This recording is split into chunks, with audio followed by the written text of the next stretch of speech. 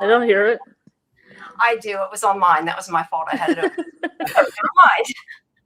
Sorry about that. Well, hi, everybody. Welcome to Sci-Fivision for May 28th for Harbor Haunts for our Widow's Bay show. We have 2 episodes tonight, which are called Our History and Seasickness. So we will try to not take so long. We're here all night, but we'll hopefully get through both of them pretty quickly. But thank you if you are joining us. Make sure you like the video, hype it if you can, and subscribe to Sci-Fivision. And don't forget that June 3rd at 7 p.m. Eastern, we have Liz Saunders, who plays Donna in From, that's going to be here live. So make sure you tune into that to ask her questions. Yay. And also, I today earlier talked to Steve Arnold, the production designer for Widow's Bay. So that'll be coming soon. That was a good conversation, as will the 2 from interviews that you guys are still waiting for. So it's getting there. But yeah, keeping us on the edge of our seats waiting. Yes, trying to get things done, but hopefully I'll definitely get time this weekend. We'll get them up there. All right. Well, hi guys. What did you think of these 2 episodes? And did you think we needed both at once? Is the second part of that.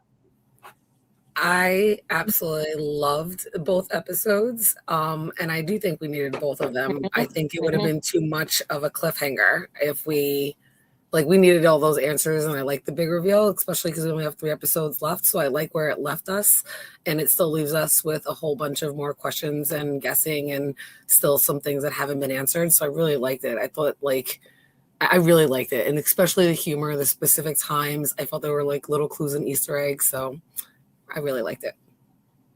What about you, Scarlet? Yeah, I really liked it too. I think it would have been a little bit too much if they would have ended with 6. I'm not even going to get into the 6-7 thing, Jen.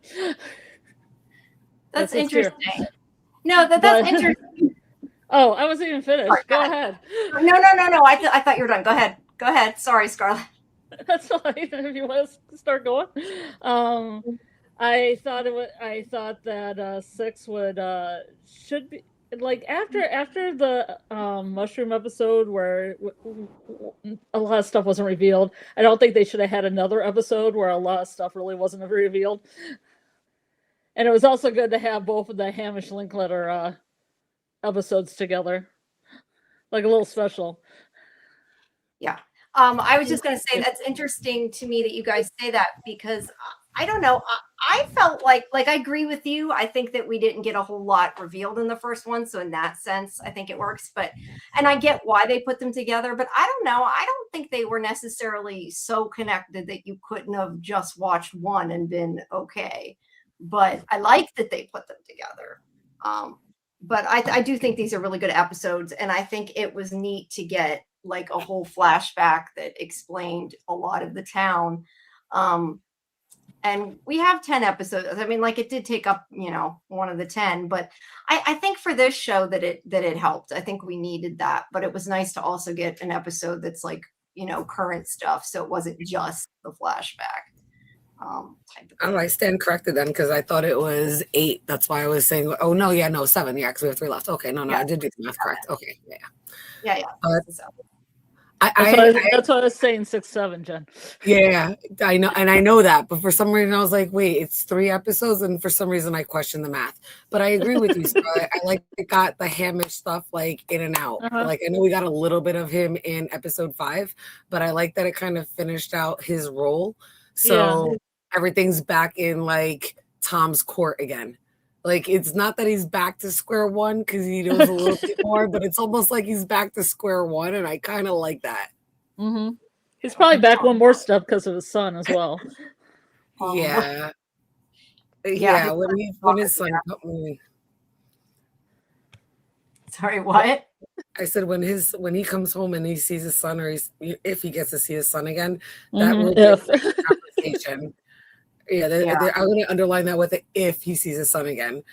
But that Kelly chick, man, I love you, Kelly. That's in the chat. I'm talking about the one from the show. That snippy little bleed. I liked her. I thought she was spunky. And so she started going through her, the father, listen, I'm about to have teenage daughters. So imagine if they did that shit to somebody else's house, but God forbid they bring them into my house and do that. Oh no. Oh no, no, no, no, no. That's not okay. That's not cool. That's not okay. Do you have a box of secrets, Jen? No. I liked it when she opened it and she was like, that wasn't a very happy secret. And then she just went on her way. Right. Yeah, she was trying to cause issues, but not, I guess, the kind she expected. I feel bad for him, and I worry he's going to do something even more stupid. But I do agree. Yeah, they're going to not have a happy conversation when Tom gets back if he sees him again. I don't know, because I question too, is he going to try to take off? And, that could be really bad if he does. So I guess I'll have to wait and see. Let me ask you guys, though, what did you think? Because I guess I didn't really notice it until I started doing the screen captures, but what did you think about the fact that they did it like whatever it's called, the 4:3, not letterbox, but isn't the letterbox, like it's not widescreen, it has those bars. What did you think about that? Or did you not think about that? I did notice. Okay. Oh, go ahead. No, go ahead, Scarlet. I didn't know if we were going to go back and forth okay. No. I thought it fit like the videos that they have about Widow's Bay that they watch in the hotel, and it was that same kind of feeling, like the one where the guy is talking and he walks to the door and just stands there. Has that kind of old school feeling. Yeah, I 100% agree. I was going to say, because that's what it looks like. It looks like it's like trying to show you a flashback, something from before, and it matches the TV screen. So you're 100%. Yeah. I didn't really even, I don't think, notice it until I went back and did the screen captures, and I'm like, oh, okay. But I agree with both of what you said, though. I think that it kind of made it seem like all those videos that we got, the creepy videos. So yeah, this is 1702, and this is Sarah Westcott is her name then. And this is obviously connected to the other story, since they had found her journal. It was the one that they were reading and talking about in the last one. And yeah, so this is kind of her story of how she got to Widow's Bay and ended up marrying Richard. I was going to say Hamish, Richard Warren. She's, I guess for their time considered like an old maid. She didn't get married, so I guess he was looking for a wife, so she was happy to come over there, and she knows nothing about him. So I have a question about this, though. Like, about idea what? What is her age? Because at one point she says she's 10 and 4 years old, or 10 and 3 years old. Is it a weird timey-wimey thing? The actress herself is 39. Yeah, she says. Sure. Yeah, she's trying to say that she's 40. Yeah, I think she meant 40. That was how 40. But she says not she says 4 by 10 4 by 10 by 10 years. 4 by 10 years. Like yeah. Oh, okay. So she 4 by 10 years. And it wasn't that weird thing where somebody's 27 and they're 40. No, she says she's a spinster. And a spinster by that time is anybody that's over 30. That still hasn't been married. Over 30, I would think over like 20 in the colonial age. It might be like 25 or something, but I thought it was about 30. Like, you were definitely considered done. Well, I think that's like Jane Austen style, but I think in the colonial ages it might have been like 16. Oh God. They did get married young. They had that one thing that I don't know if it was Wick or who was mentioning. There was some guy who was like 53 or 54, and he was marrying somebody who was like 20. No, she was 16 and he killed somebody for it. It was like the whole point of where like the whole Kraken thing came up and took down right. He's telling the story in the bar in the first, the first or second episode. Yeah. But yeah. Because Patty makes a comment about it. She's like, how old was he? You know what I mean? And he's like, he wasn't, he says his age, and she's like, well, where were the older women? Meaning because she's older. Yeah. And, so I thought that was actually a good call. Yeah. Alyssa's bringing up when it said that Shep was 37. Yeah, that was that weird. Now I'm like, oh, I should have, not that the production designer could have given me an answer like that, but now I kind of wish I had asked about. that medical paper. I'm thinking about it now. I'm like, I should have asked something about that. At least I'm having to know she isn't 14 and just a hard 14. Very hard 14. Wow. Yeah, look, they I think they have people in their 20s playing teenagers. Obviously, we know that from, but I don't know about that much of an adult. Although they, sometimes they do. But yeah, for their standards back then, she's definitely past the age they would get married. And he's been married a few times too, so I guess that was why he was looking for another wife. Like she's past like childbearing age, so she'll just take care of his kids. Yeah, I heard he had like 5 kids or whatever. Hey, Dieter, welcome. Hey, Dieter. Yeah, so she's going into the town, and there, I didn't get a picture. I like the font work, the different font work for the title. Yeah, I like that too. I think that's neat. And it's blood red. Yes, very 1702. Yeah, Yes, exactly. So she talks to the different people. She asks a couple different people. Like, did you get the X on the door, Jamie? No, I did not. That's why I was just ready to say that. I didn't realize I got it right at the wrong time. I thought it was like the equivalent of the Save Us on the Barn and From, the X. She's like, whoa. Oh, cool. I assumed, and I wish I had remembered to get it, but I assumed that was like because of the plague, because they used to do that. Oh, yeah. Oh, yeah. Yeah, Definitely. don't go in this house if you don't want something. Yeah, don't go there. Works the spot. I actually thought of you, Scarlet, because I thought of like the Scarlet Letter. Oh. I was like, like the Scarlet Letter, but I know the X is for the plague, but still, I'm like, they're marking people. And then I thought like biblically as well, like, it just floods the brain. Yeah. But yeah, she does ask about him and doesn't really find much out. But yeah, he's the one running the town and has supposedly saved them and is helping them through this, I don't know, plague, whatever it is. But there is a comment about the harsh winter, like they made it through the winter they had, and I guess before was when all of it went down, and whenever he came and rescued them from that, which has to do with obviously the pact that he made, is how he did that. We find more of that later. And we have the priest here that comes in to marry them, and seems to want to be helpful and tells her, I forget exactly what he says, but something like, if you need anything, come see me. But he does marry them right away. And I still want to keep calling him Hamish. Warren. That's your fault, Scarlet. You keep talking about that. No, because we were talking about this guy. What's his name? No, I know. We were talking about him last night. Yeah, no. Oh, yeah. Alyssa put what she said. Yep, that's it. Yeah, he controls the weather. Yeah, she made a joke, and the guy was like so stupid he didn't get what she meant. That was right. But he has. Sorry, I was gonna say, when you think about it, they all think that he's like possessed already. So like it probably caught him off guard because he's thinking like they're cursed and like the devil controls the weather. If like he knows anything about that too. Yeah, sorry. No, go ahead. No, I was glad that they put some humor in the historical part. I didn't know if it was going to go down like that or not when I first started watching it.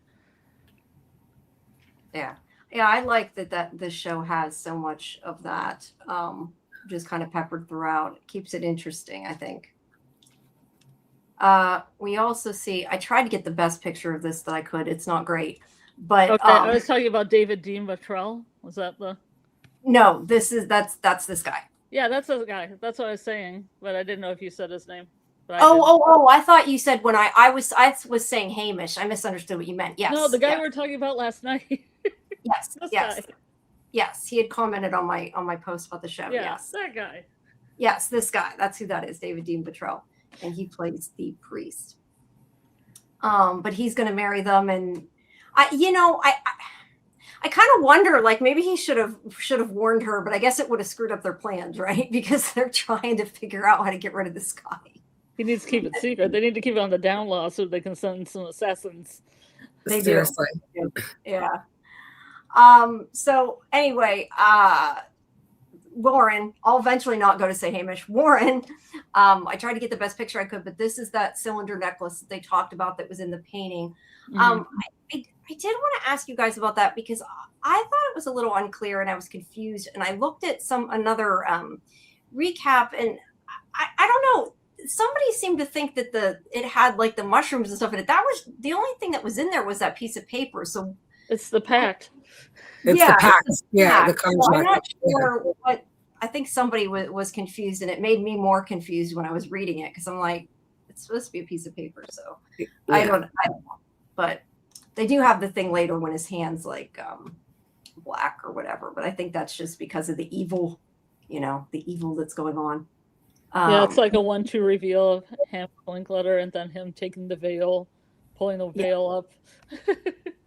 Yes. This is, look, the guy, that's what I think is funny too, is that like this whole thing, it's setting him up as the bad guy. And look, I don't know if he killed his wives. I'm assuming he killed at least one of them. We don't really know what happened, but I like the idea that it kind of turns out that he's the one that's supposed to be trying to protect the town. Now, whether he was good or, because it sounds like he killed people in between, so maybe not so much, but it was kind of like the opposite of the way they set it up, if that makes sense. It always seems like Hamish Linklater picks these roles kind of like in Midnight Mass 2, where he's somebody that's kind of like a little bit on the side of evil, but also kind of benevolent at the same time, kind of like torn, kind of like thinking he's doing the right thing. It is, those two characters about the same. I don't know if you've seen Midnight Mass, but they have the same kind of struggle. Yeah, Jenn, you've seen Midnight Mass, right? Yes. So it is that kind of thing where he's intentionally doing something good, but then you find out it's not really. I'm not going to spoil anything. But he generates that kind of like pathos, that you almost side with him because he's just trying so hard to just do something good. It was the same way in The Boys. Oh, in The Boys as well? Yeah, he was in The Boys, or not in The Boys, sorry, in Gen V, which is part of the Boys universe, but he was in Gen V all of season 2, or is it season 3? No, all of season 2. He was the bad guy, and then at the end there's a twist. Mm-hmm. And like at Legion, he picked same concept though, so I'm sure you could figure it out. Like at Legion, it was kind of like the same thing. You you think he's a bad guy, but then he has this whole kind of backstory in one episode, which makes you sympathize with him. Right. Mm-hmm. Yeah, and I guess the question comes to like, we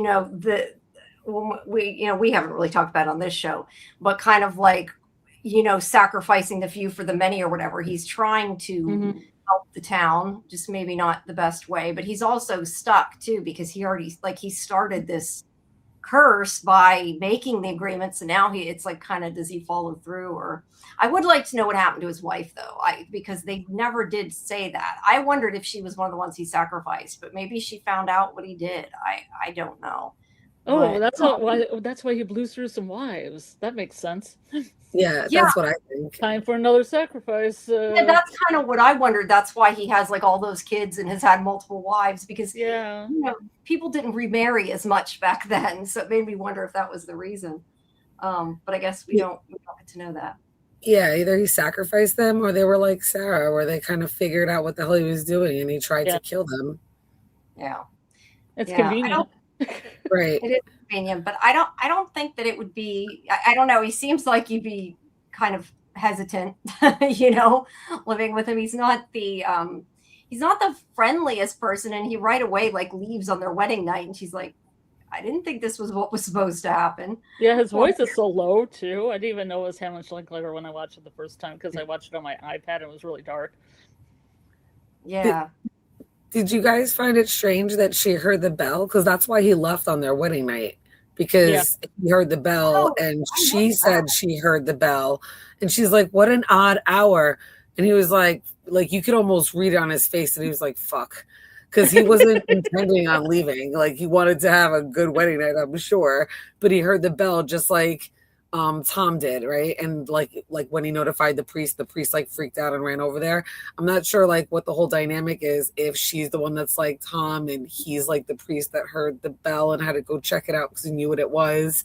But there's definitely a parallel to that dynamic because it was the bell that made him leave. I totally missed that. I got to go back and rewatch it. I did not even on rewatching it, I missed it. So I must have like blinked at that moment or whatever and just didn't see it. Hi, RC016G. I still don't know how to say that. Hi, let's see who else is here. Third Shift Lurker, Dieter, Lissa, Alice, I think Kelly. I was going to say, I thought Kimberly. Kimberly was there earlier. Hi, guys. Thanks for joining us. So yeah, they have their wedding, but not their wedding night, which who knows how that would have went if he didn't hear the bells. Well, I thought it was also funny. Something we didn't talk about was those vows because he like the vows were crazy. And go ahead, Jen. I'm sorry. No. Go ahead. I was just saying, I'm like, you're right. The vows are crazy. I'm sorry. I just like a reaction because I almost forgot about it. You're right. Go ahead. Yeah, like the handmaiden of the Lord protect. Like you can probably explain better than I can. The Lord protector. Yeah. So even when he says like how much he loves, like the death to your part is different, and he even compares it to like the sea and the ocean, like the way their love is. So it kind of parallels like the whole being tied to the island. And then he says, and she will have me, and she will obey me and be like my handmaid and pretty much serve the Lord protector of the island. And she kind of looks at the vows. And she was kind of pre-warned. He was like, he's got his own vowels. They're a little different, but they were weird. It felt like it was enslaving her, almost like a spell. I don't know what you thought about it, Scarlet, but the way it was worded felt like it came from that grimoire that Patty had 2 episodes back. Yes. Yeah. He'll be the handmaiden of the Lord protector of the island. Yep. Yeah, I definitely expected her to take care of him or be his servant or whatever. It was creepy. I think she should have been like, nope. But hey, she wanted a husband, right? I just thought it was funny. She said, I do. And then he just kept going. Yeah. Yeah. So this is where he introduces all the children. I don't know if I have it written here or not what they are. Crazy names.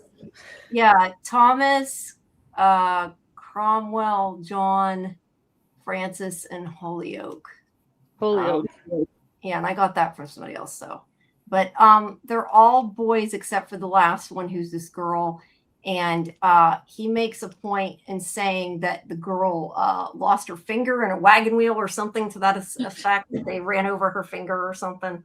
I don't know exactly what he said, but it was an odd thing to say. That's why it stood out. I wonder if that'll come up later. Maybe. Yeah, I wonder if somebody survived all of these kids, and we'll see somebody without a finger later. Yeah. It does seem odd he brought it up.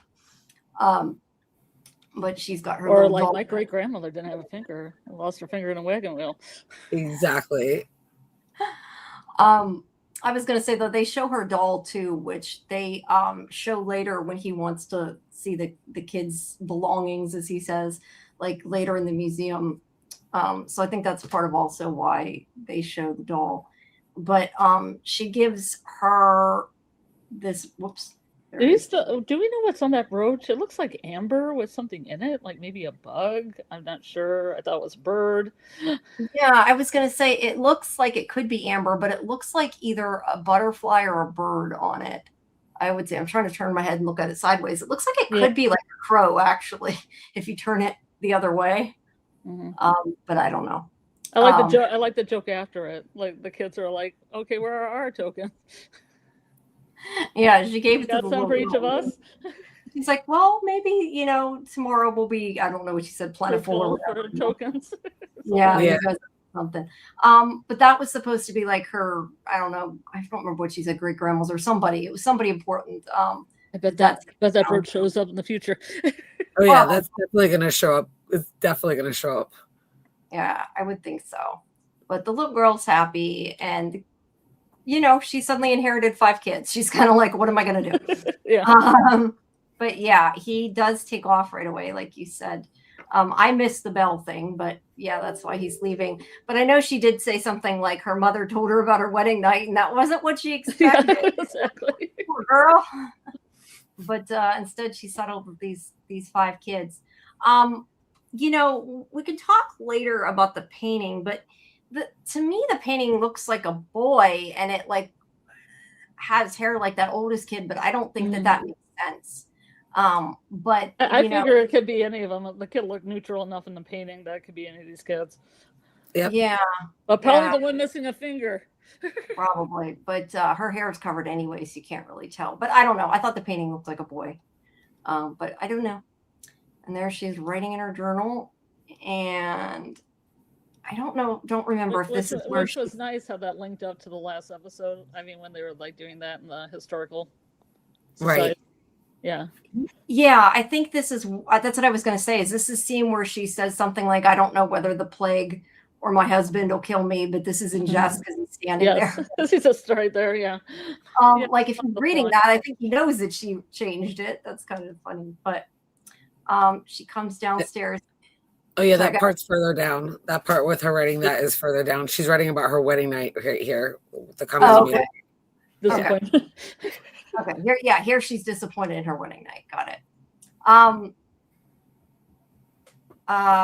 But anyway, here he is in some kind of weird, crazy trance, and with a bunch of on his hand, which I'm thinking is blood, feces, and other things. Yeah, I don't know. This is, I think, where that person got this from, and I don't know. To me, it kind of looks like it could be mushrooms there. So I'm not sure if like he's maybe getting high on the mushrooms, like if maybe he has some kind of like, you know, religious experience with them a lot of times, and that's how he talks to this demon or whatever. Yeah, like I said, that's a little confusing to me. And those other 3 things in his hand. It what? Those other 3 things in his hand too, Jamie. Yeah. Yes, it could be that too, but I think that was only when he first made the deal, so I don't know that he continued. Maybe he just has to keep doing it. I don't know, but I don't want to think of that. I don't know. It looks like blood and something black. It's hard to tell, but there's the necklace, and those white spots, you know. Yeah, his eyes are white. Oh, that's what you're talking about. I'm sorry, guys. See, I can't see it on StreamYard. That's the point. Well, thank you. I'm sorry that I did not. I'm trying to look to see it. What's happening? Oh, Dieter said that third lurker sent a marshmallow. I don't see. See, I don't understand half of YouTube. That's why I'm trying to like figure out where this even is. I don't know. Don't see anything. Oh, okay. I do see that. It looks like a little hand. It's showing me a little hand. All right. Well, thank you. I'm sorry. I can't see that stuff when I'm in StreamYard. So unless I'm looking at my second monitor, I don't always see when that comes through. But thank you. I appreciate that. I didn't know they had marshmallows. That's interesting. Yeah. It's too bad you couldn't put it on the screen and see what it looks like. Yeah, I don't think there's any way to do that because since it doesn't show up in here, it won't it won't come on the screen. It only does what StreamYard does. But I see it now on the other monitor, so thank you. So yeah, this is why I think maybe it's the mushrooms too, though, because he's clearly, you know, tripping out. He's rolling his eyes back in his head. Something's going on, and it does scare her a bit. Yeah, I think it's a multi-part ritual, Jamie. Yeah, it might be. It might be. So she goes into town and she talks to this woman that I love this lady. Yeah, I don't know. I was trying to see. I don't know if I have her name. Is that the doctor's wife? The physician's wife? Yeah, Abigail.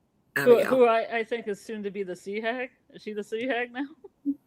Maybe. Ooh. I don't know. In the water at the end, so she definitely had some part of the plague or something. I just like her attitude. Her attitude is great. Yeah, she's like, you like watching people, and she's kind of like, I'm trying to figure out what the hell's going on, and she thinks she's spying on people.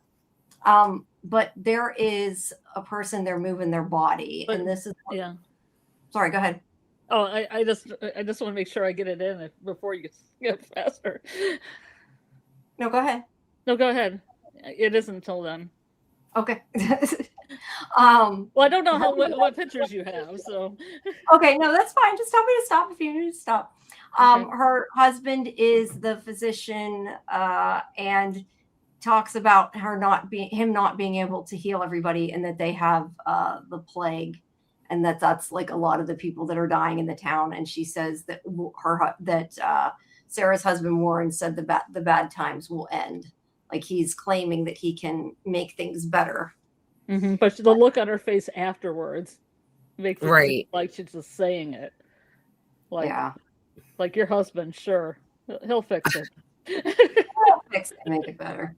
Yeah, she doesn't seem to believe it either. For the love of the Lord, protector of the island, rolls eyes. Well, they all seem to think he's going to save them. And I don't know if it's just because he said he would, or if like the plague has like slowed down or something. Maybe. I mean, I know a lot of it has to do with the fact they had food after, because I guess they were all starving to death until he did what he did. So they trust him, even if maybe they shouldn't. But yeah, I don't know. That lady's pretty shifty.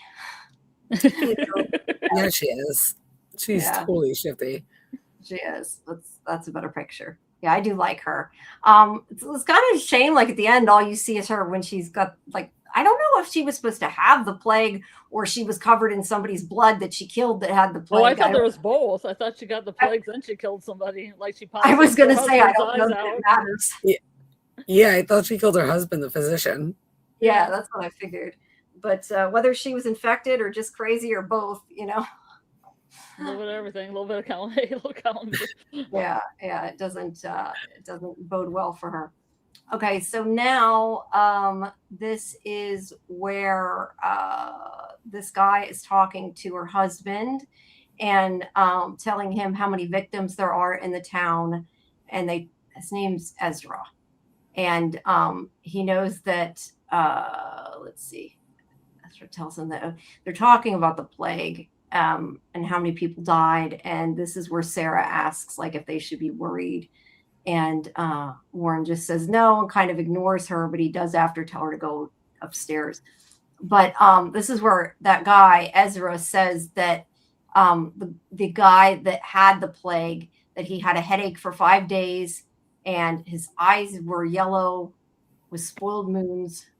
And when he came back home, or no, wait, did they come to his house? They must came to his house. They found a knot of hair in his doorway. And, you know, I wondered if that was supposed to be what the hair was in the, when she went downstairs, it looked like there was hair hanging, but it wasn't. So it made me wonder if that was supposed to be who was like sacrificed in that bloody chair or something.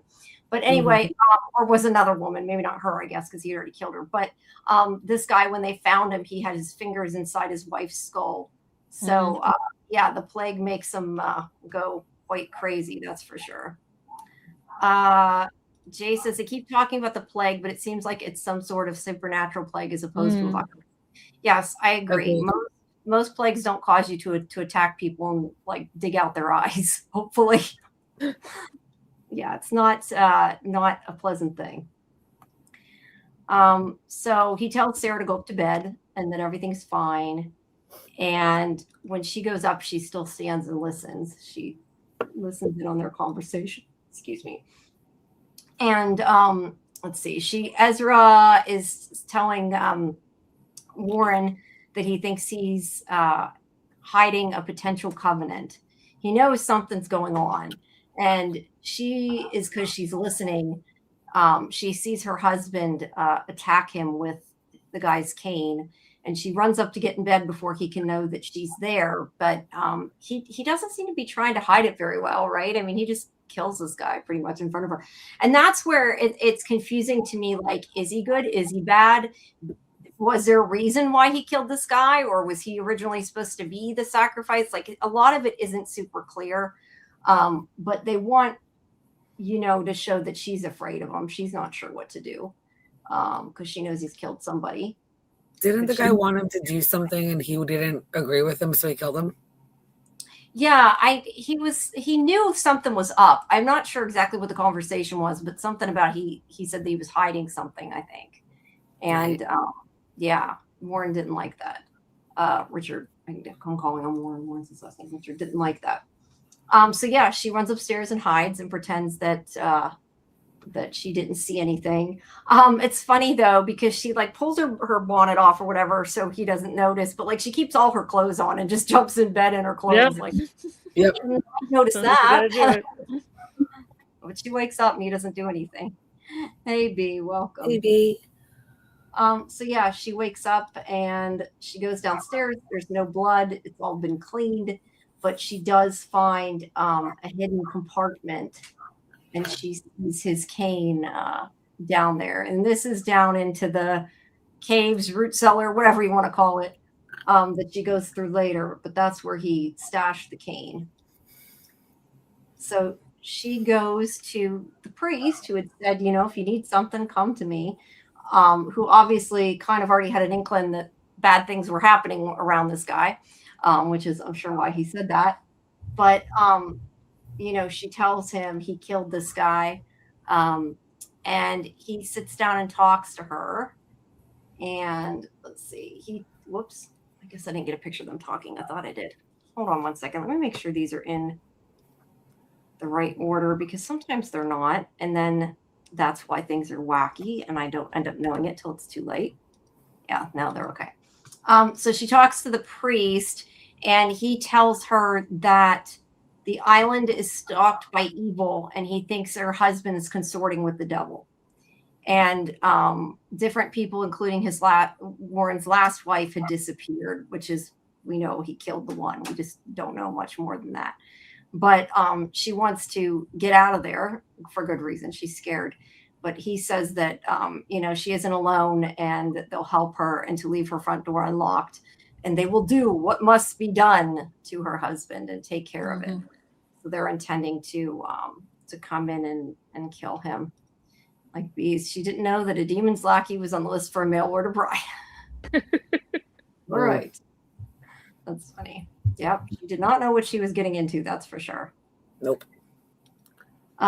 So here he is complaining that everybody's conspiring against him. And she tries to placate him she says that like, oh, they're just scared of the plague. But she says, which she shouldn't have, she says, and the disappearances. But she has no way that she would have known about the disappearances unless she was talking to somebody, which is why he is suspicious right away at that. But she just kind of plays I guess you'd say the dumb woman in this case. She's pretending like, oh, I don't know what's going on. But yeah, she clearly does. And even her daughter, or not her daughter, his daughter, asks her something's wrong because she's acting weird. So yeah, he doesn't even let the kids finish their dinner. You're right. Oh, Right. I like Bill Chill's comment too. That's like a Mad TV thing. The Lowered Expectations. They used to have a dating parody skit on Mad TV called Lowered Expectations. Yeah, these are definitely low. Those are for sure. So while he's sleeping, sorry, did the best I could lightning these. Somebody in a robe comes over to them, and this is like where they add in the humor because he's like about to stab her, and she's like, over there. Yes, like, okay, and he walks Exactly. over and tries to kill him. Yeah. And she lays there why he stabs her husband, and she runs downstairs, and unfortunately, it doesn't go as they think it's going to. And he comes down and he's covered in blood, but he's fine. And you know, has pretty much killed the other guy. Although that blood could be his own, we don't know because he's immortal. So could be his own stab blood, his own stabbing. Right. Yeah. So she's even more scared now. And he just tells her to pray and tells her that she shouldn't leave the house for anything, and that he'll find the person responsible for it and protect them. And this is where, like, is he really protecting them? Maybe. We never really find out because of the way things go down. That's why it's really, really hard to tell a lot of this. But he does touch her with his like bloody hand, which is really gross. And yeah, that's not going to calm her down. That's for sure. There's the picture of the. And of course, this house that they're living in, it does end up being the historical society in the present. Mm-hmm. So she finds out he's locked her in, which isn't good and scares her more. Yeah, I mean, I feel like if he's telling her she's protecting he's protecting her. Like, he would have locked it from the inside, not the outside. The fact that he locked it from the outside, Right. that's kind of scary right there. Although it also makes me question, couldn't somebody have broke in and it not helped her anyway, right? Right. So Jason, Sarah trying to get out of the marriage is the funniest part of the episode. Yeah, I love when she runs in the other room. I honestly thought he was going to be in that room when she came into where the priest was. I thought like he was in on it and was going to be there. Yeah, I kind of thought that too, Jamie. I thought the priest might have been in cahoots. Yeah, the way they had it set up, it seemed like it was going to be that reveal, but it was not. No. So she goes down and she finds out it's a whole cave. And that's why I said I'm just calling it a root cellar. But I don't know. I'm assuming that like these caves maybe run under the whole town because, and I had talked about this in the watch party, but you see that chair and I thought was supposed to be under, I wasn't sure if it was supposed to be under their house, but obviously in the present it's under the restaurant. But I don't know if that's because of how far she went in the caves, like that's where she's at that point when she sees it, or it's just that they run everywhere under the town and it probably doesn't matter either way. But yeah, she finds a secret door. It's just funny when you're watching this though, didn't you like kind of laugh because it's like how they had the whole jade thing in it, paralleled with this, and now we have like these caves with the hidden door and a cave system. Yeah, every town has its cave system.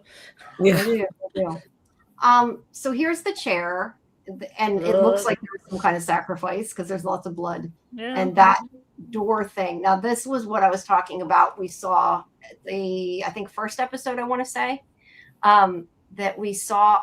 You're right, Lulu. He did lock her in the house really quick. They hit it. And says it's for her own good, but clearly isn't. But anyway, the chair is different though, because like the other one, I think looked more like an electric chair. Absolutely. They wouldn't have had that then. So I figure they just upgraded it at some point. They don't have ye old electric chair. Well, that's the way I look at it because it looks like the same chair. And I mean, I think they're implying it's the same chair. Yeah, they have to upgrade it. No, it's a different chair and it's got like straps on it and it's like bolted to the floor and it's like more like this is wood. The other one's like metal.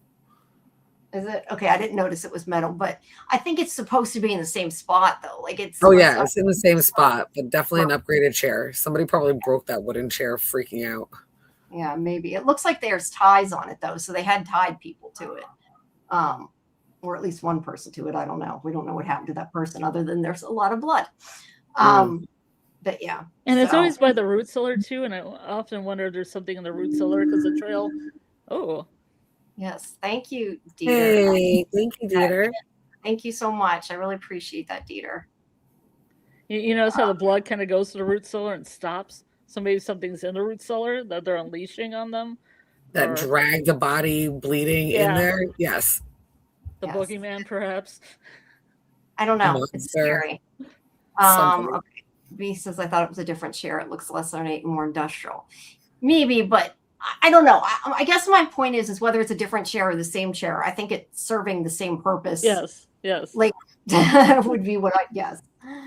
Through the years. Through the years, yeah. So she does make her way up, and it comes out at this well. I was curious. Like, do you think there's anything behind that thing that's hanging? Because it looks like it's some kind of symbol that means something, but I don't know what it is. So I was just curious what you thought. Oh no, I think that's just a pulley system for like the actual well. It's just missing the rope in the bucket, but that's the pulley system for the well. But then you could say it has 8 sections, like that thing in From, like the the merry-go-round. Yeah, it's this pulley system, Jamie. Yeah, I didn't realize it was. I felt stupid. It does look like a pulley system. Okay. I mean, it's really pretty. Don't be. I don't know. I thought it was like a wheel. It is a wheel, Jamie. It's to pull the bucket out. Dumbass. No, that didn't connect with me. I don't think there's much number stuff in the show. Like I don't know if I can count how many, sections and everything and make a No, I think this has more clues in like the words, the articles, the pictures, that kind of a thing, not really necessarily in numbers. Yeah. It's the frozen donkey wheel. I love you. See. little one. Little donkey weed. If that's the same well though that Bryce was at 2 episodes ago before he hung himself when he like saw the kids in the woods.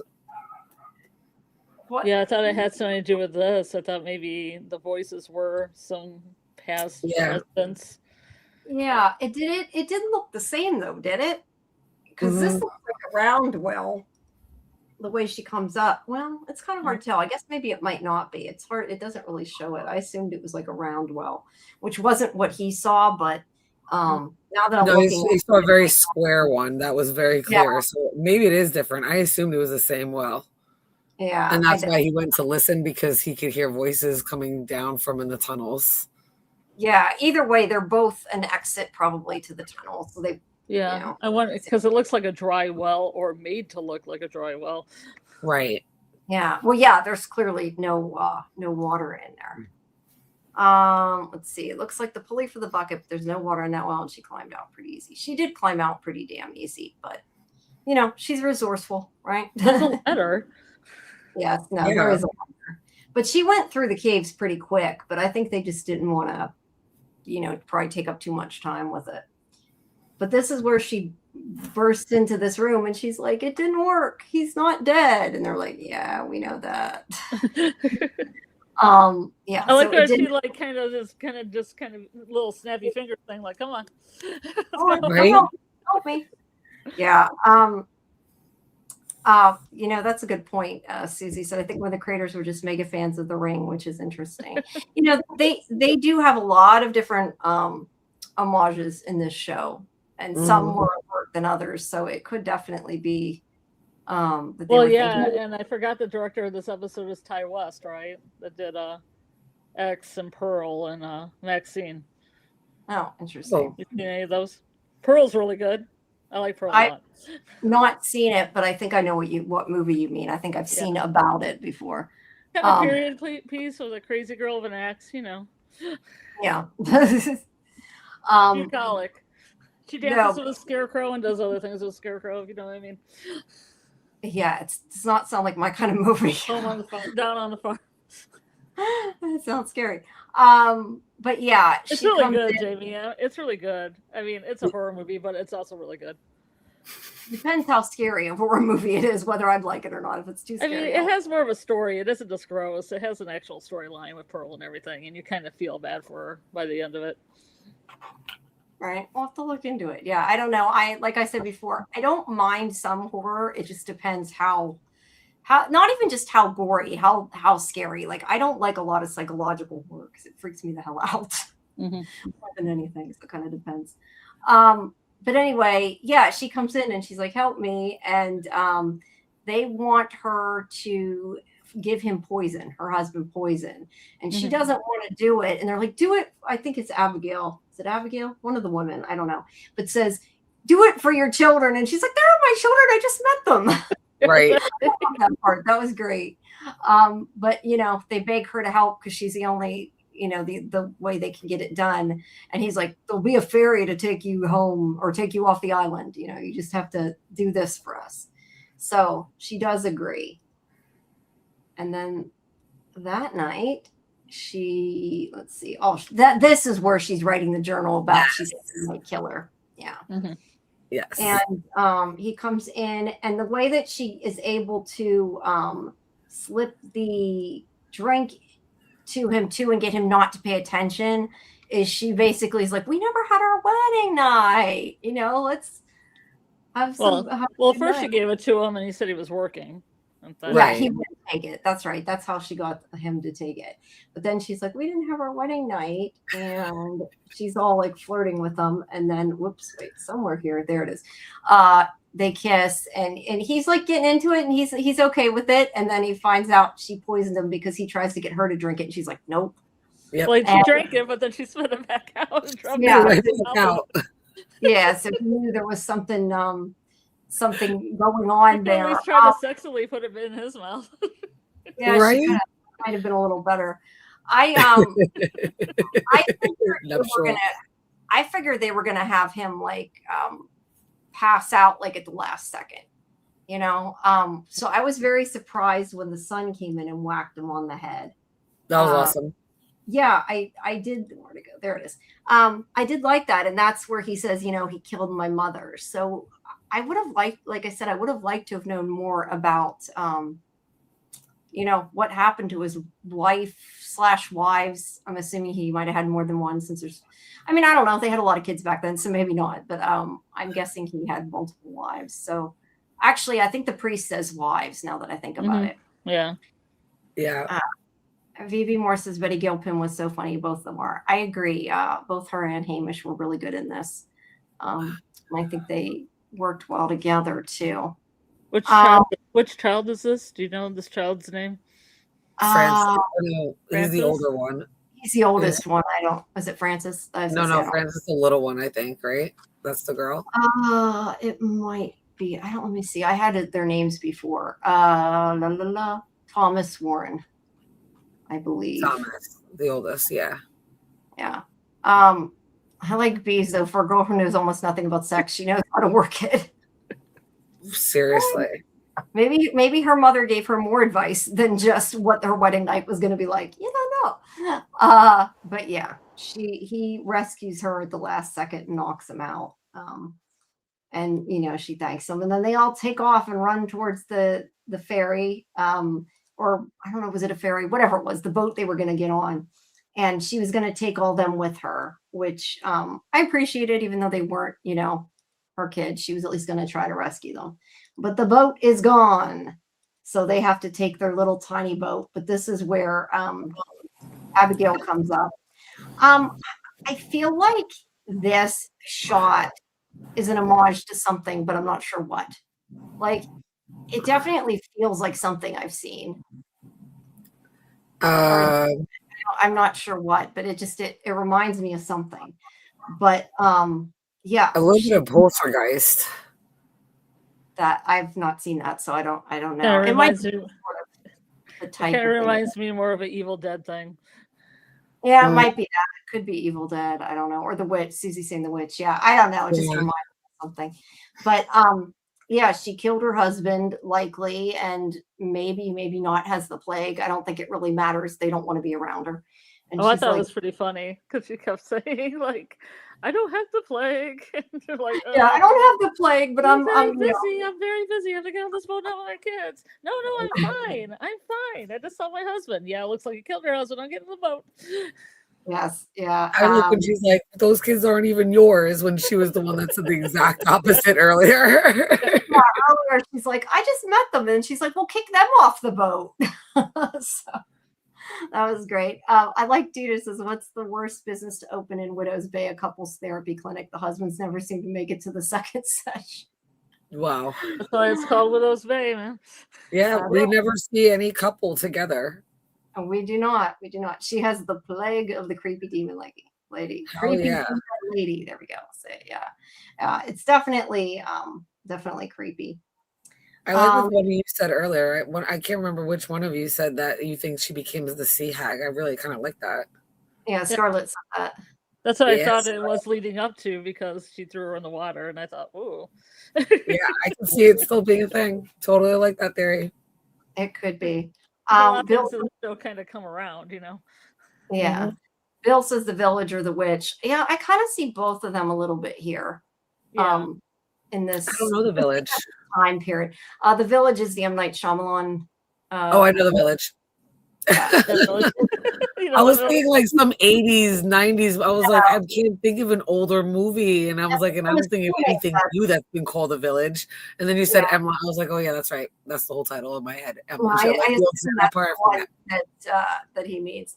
Alyssa says that's a good idea, her being the hag. I do like that. I do too. I think Scarlet, you're a genius for that. Yay, Scarlet, you're a genie. It's part of the curse, so it makes sense. Thank you. That makes me feel a warm inside. Genie in the bottle, I love you. But either way, I guess we'll have to find out. I don't know. Do you think we're going to see the sea hag again? That's my other question. Or do you think that storyline's like done? With 10 episodes, I'm going to say that it's done for right now.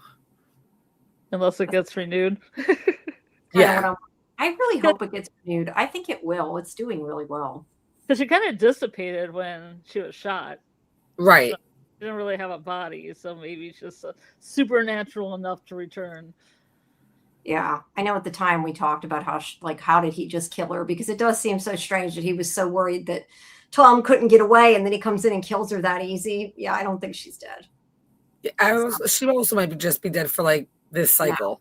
Yeah, right, because like right for like just this cycle, like the curse keeps coming back around. So if the curse is not broken, the next time it comes back around, like the quake and the bell, she'll show up again.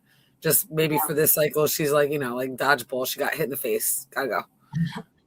Season 2. That's what season 2 is for, right? Yep. Either way, she says that she'll protect them, and she whacks the lady with the oar when she comes closer. Wait, go back real quick. That little boy right there, that's the little boy that I thought was in the painting. Oh. Could be. His hair isn't quite as dark. That's the only reason why I'm not sure. Like, to me, now it's dark here, so it's hard to tell. But when they showed him earlier, his hair looked sort of like dark blonde as opposed to like black to me. See, that's the problem with all these kids. They all have the same hair and everything. They're all from the same family. Yeah, right. I don't know that it matters. But the one doesn't have a finger. I know that finger's going to come up now. Yeah, that finger's sticking out, or not sticking out. Yep.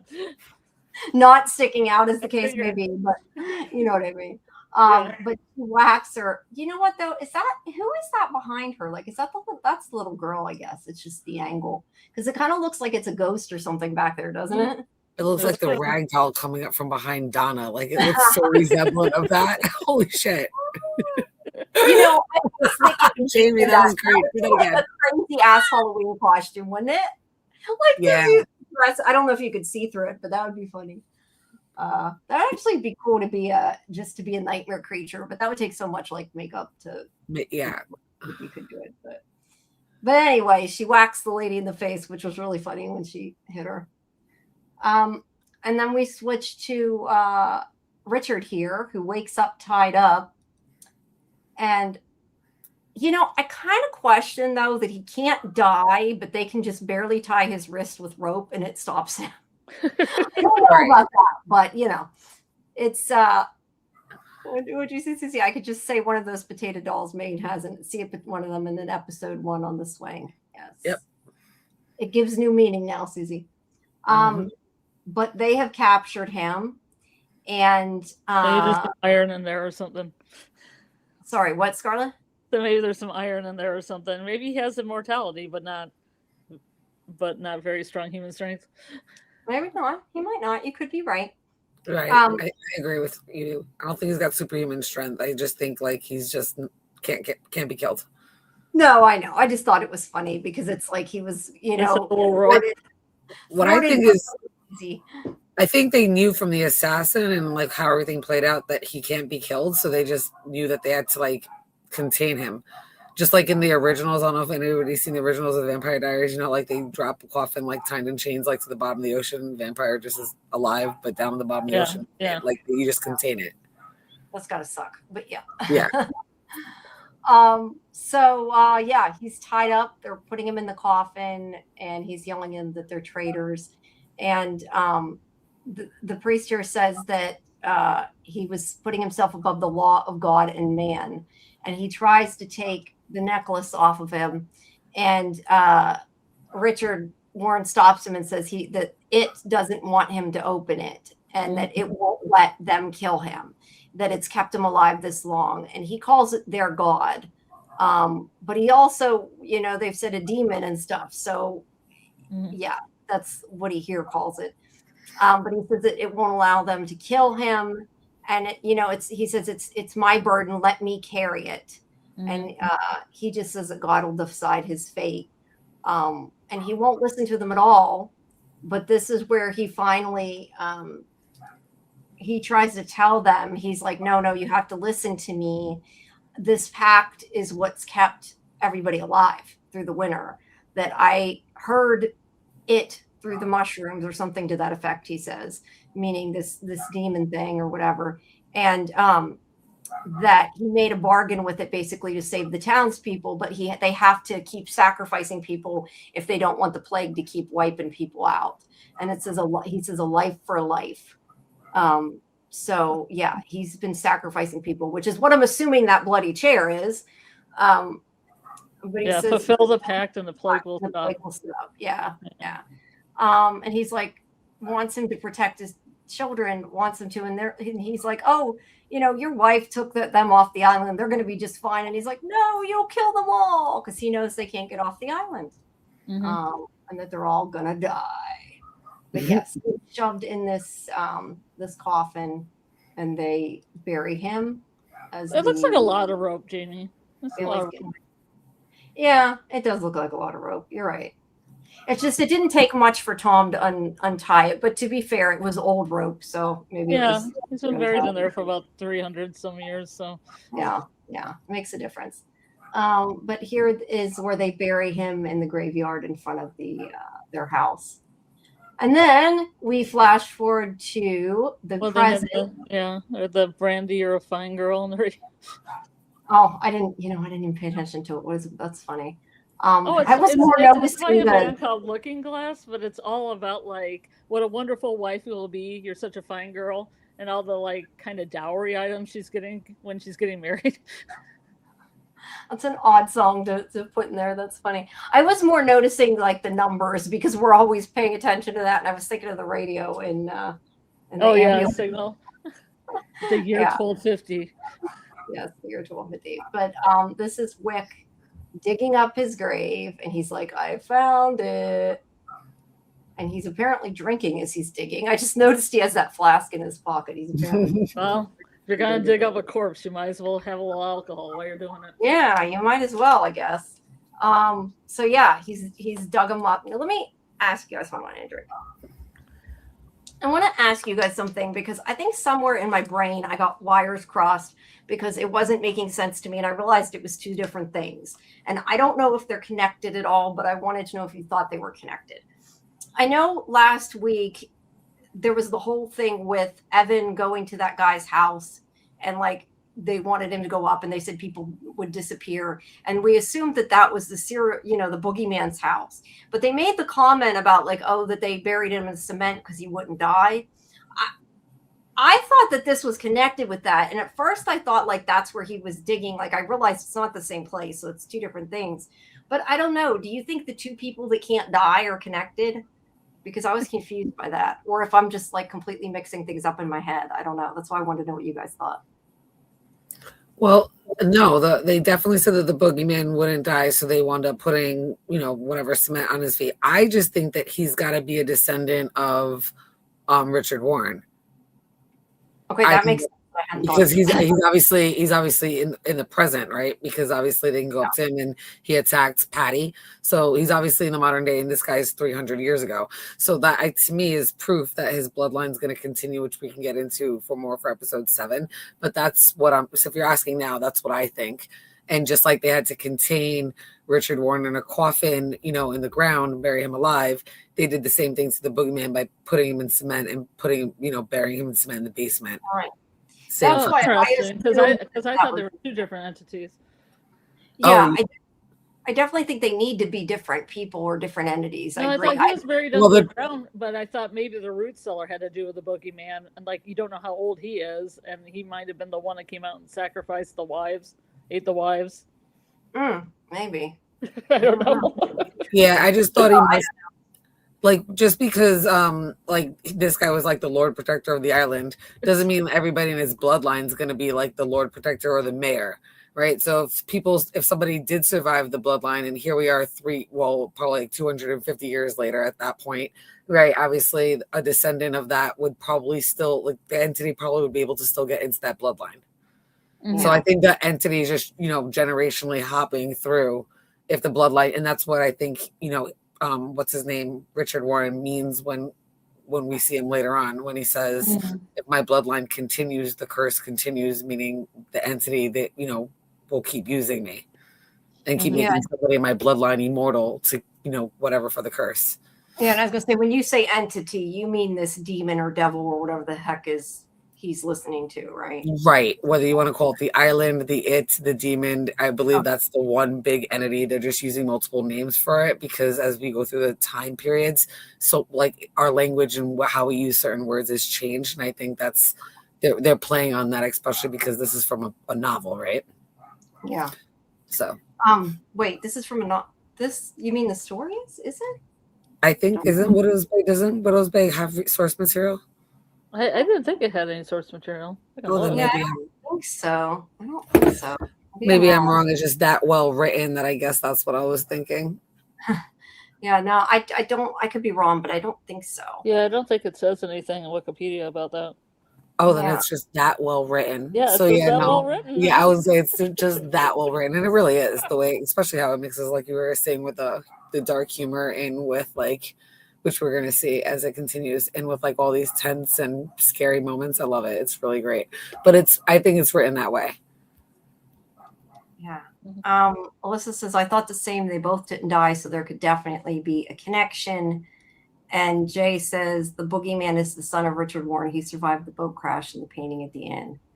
Could he be his son though, or would he? I would think he'd have to be like a way later descendant, unless. Well, you know what though? I guess if he's immortal, it wouldn't really matter how old he was. I guess if Richard Warren has survived, right? He could survive, or it could be a descendant down the line. Yeah, it could be either or. Actually, 100%. Yeah. Good point. Yeah. Hold on a second. Especially if it is the son, right? Because he probably saw other siblings perish, so like he knows like about all the like the way the curse is and everything, kind of believes it. So I'm sure at this point he knows not to leave the islands. He probably is immortal. Probably is the son, and he probably has had descendants as well. Like, he probably has had kids, I should say. So they're probably I mean, I agree. If he's immortal, it really could be, any of them. I just was curious. All right, so hold on. So then we have, because I mean, just because when I was talking to you earlier, Jamie, when I saw that painting, I was like, his son, that could really be anybody. Yeah, it could be. You're right. I was really hoping it would be like Rosemary or or something that somebody we hadn't seen before, and that would be different than the boogeyman. Yeah, well, I feel like whatever, especially with that painting, like that's going to be something that's not going to be revealed probably instantly. Yeah. I don't know. Okay, hold on. I got to switch pictures. I was thinking the painting is at the end of this one, but it's not. It's at the next one. Yeah. All right. Hold on one sec. Let me switch it to that picture. He has passed out for days, apparently. I have one. So comfortable. I was going to say, this is a dumb thing to complain. This is a dumb thing to complain about, but they say he's been been out for a couple of days. I don't think that he could have been in that position for a couple of days. And do you think his head would have gone in the toilet, Jamie? Is that what you're trying to ask? Yes. Well, that too, but I don't think he could just stand up if he was sitting like that for days. He'd be like, I don't think he could sleep like that, but I don't think he could. At that age, his knees, there's no way he's standing up and walking away from that. I know. That's kind of what I'm thinking. I'm like, you get to a certain age, it just don't look like But that. he does almost look like he's in fetal position. Kind of. Yeah. He is at the shroom coma for sure. Or whatever. But I think him throwing up saved him from going with the creature or the entity, throwing out the rest of the. Yeah. That's right into the porcelain gods. Yeah. Brings the porcelain gods. All right. So he comes out. He's been gone for a couple days. But hey, what's that picture of him? What is that? Wolf. It's a woman. No, it's a woman in a field of flowers or something. I don't know. Can you scroll up a little bit more? That's the top of the picture, and won't go any further.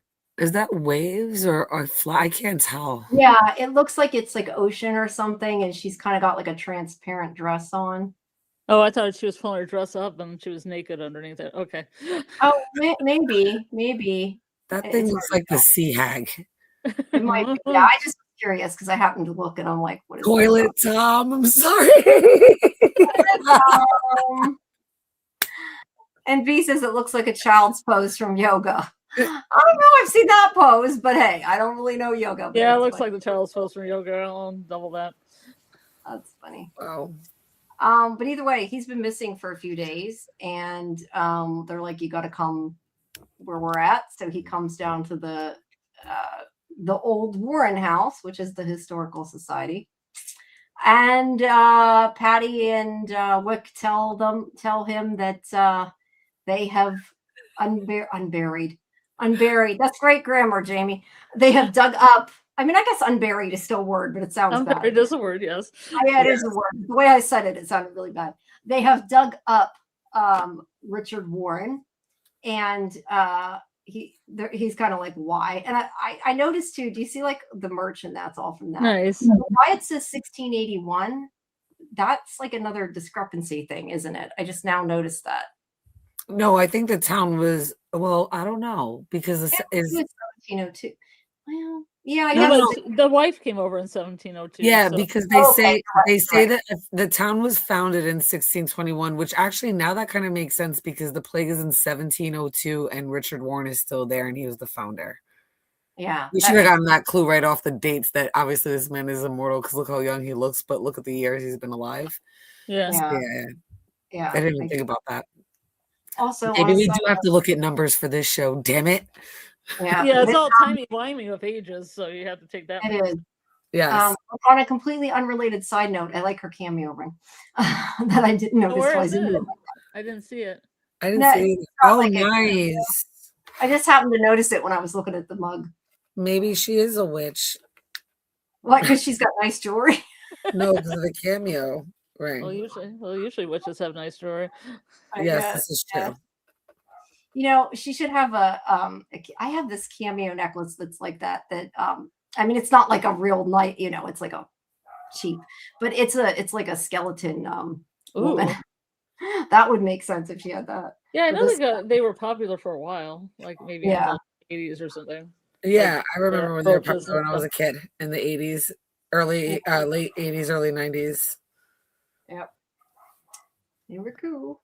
Mm-hmm. All right. So they're like, we dug him up, and he's like, you have him sitting there, and they're like, well, they dug him up to get the necklace. The necklace, right? And but they can't open it. They don't know how to open it. Right, because they tell him that he's upstairs, and he's like, "Why'd you move the body?" And they're like, because he's alive," which was, you know, great. And he's like, "What? What?" His reaction was awesome. Yeah, I think that to me was like, I mean, I guess like you maybe should have seen it coming because he seemed like maybe he couldn't be killed, but I don't know. I didn't expect him to say that he was like alive and they had already woken him up and stuff. So I thought that was pretty cool. But they want him to talk to him because he wants to talk to the, I don't have the exact name of it, but the island protector or Lord whatever protector of the island. The Lord protector of the island. Yeah, we supposed it was you. Yeah, we suppose it's you because you're the mayor. But see if you can get him to open the little necklace, and Tom goes to grab it. They're like, no, don't touch it. And apparently it did something to Wick's hand because it's all bloody. We don't know what, but they are not able to open it, which is what he had said before, what Warren had said before to those people that they couldn't open it. So, yep, he's like, go ask him about it. And she tells, he's got another bandage. Is that from the sea hag from before? I just now noticed. Oh, no. No, I just now noticed it. I just thought about it. He's got another bandage. But they're like, go talk to him. We've gotten through to him a little bit on notes. I love how they're passing notes back and forth, and this guy can talk the whole time, and it just totally doesn't want to. Right. I think he was just annoyed at Patty. He was waiting for the Lord Protector of the Island to come. Yeah, but Tom looks at the notes like, okay, like that's why he was annoyed. It's like, hello, I'm Patricia. Did I say something that made you mad or something like that? She was probably annoying the shit out of the guy. Did I tell you I was a victim of the boogeyman once? Yeah, she probably gave him her whole life story. But he starts writing him a note, and I am Mayor Tom Loftus, leader, and then he gives it to him, and the guy starts writing back. And then after he hands it to him, he's like, oh, wait, I forgot this. And that's how he knows he can talk. And he asks him about the necklace, and he says, untie me first. And Tom does not intend to untie him all the way, but he loosens it, and then the guy starts pulling him off. And it's like, well, what did you expect? But it was kind of funny. But yeah, he looks at the necklace, he opens it, and he gives him the piece of paper. And this is where he explains about the covenant. He says Mhm. that he explains that him and the other people of the town, they were starving, like there was no food. And he says that like some people ate corpses, some people ate dirt. They couldn't even find like rats and stuff to eat, that they were really starving. And he says that he was tricked by a devil and betrayed by his lessers. He said that he was contemplating how to die when he saw the mushrooms. He thanks God, but something else came to him, a demon, the island itself. He doesn't know, but it was starving too. So a covenant was offered for the settlement's salvation and signed with his blood, his feces, and his semen. Yeah. I love the look that Tom gives, like, how fast can I get out of here and wash my hands? Yeah, I noticed he puts the paper down and then kind of puts his I don't want hands to on touch his this. pants. Yeah. Like, Yeah, it's gross. Brilliant comedy. It Yeah, really is. It really, really is. it is. I love it. You're right, though, B. His nail and hair and fingernails probably would have been longer. But yeah, would have been hard to act with, I guess, too, at the same time. So yeah, he tells them that this is the covenant that he signed, and that if he hadn't done it, they wouldn't be there. And he says it's easy to judge when your island's flourishing. And Tom's like, no, it's not. My son can't leave. And he says, maybe you should have like let everybody die, is pretty much what he says. But Tom does tell him that this evil thing spoke to him, but he didn't follow it yet. And he says to Tom, frightened men will do desperate things. So I guess the idea is it came to Tom because it thought maybe he would make a deal. And that's where I'm not sure how much the deal is actually still in place, because we don't see like a plague. And I can't remember if I said this just in the watch party or I said this here earlier, but I kind of question that, like, it's been 300 years or whatever, and they're not saying that there's like been plagues the whole time. Like, there's weird stuff going on, but it seems like some of it settled down. And if he made the covenant and people weren't sacrificed, I question that, like, it's not a lot worse. I don't know. But maybe it's waiting for him to make a deal too. I don't know. But maybe you're not supposed to think of that. I don't know. There's a lot of years that we don't know what went on. True. But either way, he's like, I want to see my kids' things. I thought that was sad because he did, like, I guess, love his kids. But yeah, not so much his wife. He had no love lost for her, that's for sure. Tom helps him up and he looks at the stuff. We get to see more of the museum. And there, I was trying to see what the t-shirt said. Don't say I didn't warn you. That's great. They need this merch. They need merch. They do. You know, if you buy a t-shirt. Yeah, no, that's great. His own face is on one of the shirts. I think that was hysterical, besides the warning shirt too. But I thought weird to come out of the grave and to see these t-shirts and stuff. Yeah, it's crazy. And he sees this mannequin that's supposed to be of Sarah, and he looks at it, and Patty says something like, "Oh, that's so sweet," and then he breaks. So sad, yeah, so sad. Yeah. Like, yeah, and then he like isn't that how they say the priest kills his wife? Like one of the first, the same way. Fingers through people's eyes when the Yeah, I wasn't sure if that was just he was mad at Sarah or it wasn't clear, but yes, that is how that somebody had killed the woman, they said. So this is where he says, let's see. He says that as long as someone from his bloodline is alive, the curse will remain. And he's like, he says that the whole time he's in the coffin, like he was imagining his kid's death and stuff. And so he's, been alive too long. And he says, take me out to sea. I don't remember exactly what he said, but basically past the point where they can't leave the island. And he'll die and his bloodline will be gone and it'll free the island from the curse. That's why I kind of felt bad for him a little bit, because he like agrees to go with them. And he's like, hey, I'll help save you. You can kill me. And then they're like shoving him in the damn coffin again. I'm like, really, guys? Like, leave the poor guy alone, right? The Wick probably had his reasons for that. Yeah, he did. But I kind of felt a little bad for the guy. Wick isn't sure. Here somewhere. I went too far. Wick isn't sure that they should go, partially just because he's not sure he can trust Tom to do, I guess, what needs to be done. But he does agree that he's like, if we go, he's going to stay in the coffin. And so Tom makes up this whole thing like about, oh, there's going to be people in the dock and could they get him in the coffin? And he agrees to go in as long as they let him out. Wick. He should have believed Wick in the beginning, right? Oh, yeah. That would have solved a lot of problems, Susie. Had reasons. He knew the island was going to do something. Yeah. So then Bashir comes up and Patty needs to distract him. She says someone may have called in when they heard me screaming. So yeah, when she screamed when she saw a dead guy wake up. So she goes out and kind of distracts him, and then she steals his car for a little bit, and yeah, she's just trying to cause a problem to get him out of there, and then at one point she's also kind of explaining what's going on in the island.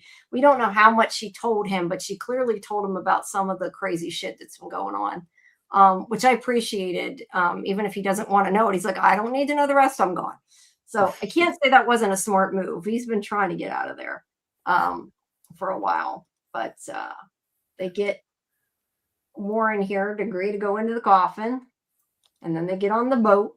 There's Tom, and they're driving towards the place, and then they go through this explanation that this light here, that it's got an alarm. They're gonna go to so far away from the line that they can't cross. Like Wick says, this is where people like me don't come back, because that's like past the point of the island, which probably where Tom's wife maybe started getting blind. We don't know. But yeah, they can't pass that or Wick would die. So he's like, I'm going to bring you this close to the line, and then you're going to take the little dinghy and you're going to take the body the rest of the way. And then he'll die and everything will be good. Let's see. Hi and Guy and Dat. I don't know if I'm saying that right. Did we talk about the brooch on the doll was missing? Hope it'll come back later, because I think whoever has that brooch has descended. Right. When it was in the museum, I don't know if I have a close-up picture of it, but you're right. It did not have. Doesn't have the brooch. Yeah, no, I did not notice that. Reproduction. It was missing. I didn't notice that. Reproduction. Yeah, I could be. Yeah, I noticed that and thought he'd ask about the brooch, but he didn't. But then again, it was her brooch, not his. So maybe he didn't think about it. Right. Yeah, sheriff's like, nah, I'm out. She's like, forget this shit. I'm gone. Which I love. I like Bashir a lot. Like he's got his head on straight. He ain't taking no shit. He's like, I'm done. So I appreciate that. There's the coffin there. They got all strapped in the dinghy, and so they have their plan in place. And then meanwhile, we have little shit mini Tom. Evan. Little shit Evan. Yeah, little shit Evan, who is with his girlfriend, girl he's dating. I don't know, it doesn't matter. But they're hanging out, and this is where she's like, let's go, snoop around. And I think the girl just wants to snoop around, really. And she's like, we can find some secrets. And she says, I have it written here somewhere, but she says something like that. If he's lying to you, he can't punish you because of morality. I forget exactly. A higher moral compass. A higher moral compass. She's like, he can't punish you if he's lying to you. So he agrees to sorry, somebody messaged me. All right. So he agrees to snoop and look for things. When she said that, the second time around watching it, after watching how everything played out, it made me question whether or not like she was like not real, but like if the entity or the island was kind of using her, because the fact that she uses the word like moral compass and like, compass, sailors, navigation. So I like the play on words on that, but she just strikes me as like odd. I don't really like her. On an island full of odd people. Everybody's kind of odd. I think she's just nosy more than anything. I don't like her. Find secrets. I don't like her. I don't like her. I feel like the sheriff is going to catch Wicker Man fates. Maybe. Hope not. Maybe. So yeah, they go through his father's stuff and And then here's more of the sheriff. And yeah, we kind of already talked about this. She tells him some weird shit's going down, and he's like, "No, I'm done. I'm leaving." He's like, "Here's what." It's like, here's tell the sheriff I'm putting in my 1 week's notice. Since when does anybody ever have a 1 week's notice? Since this guy. He's like, "I'm not giving you 2 weeks. It's not worth 2 weeks. You get one." Well, he's got an assistant that works 2 hours a day. So just saying. I just thought it was funny because usually, they say 2 weeks notice, and he's like, "No, it's one." It's part of the time dilation issue with the show right now. Maybe that's like 1 week really is like 2 weeks in the real life. So that's maybe why. I don't know. I'm just saying.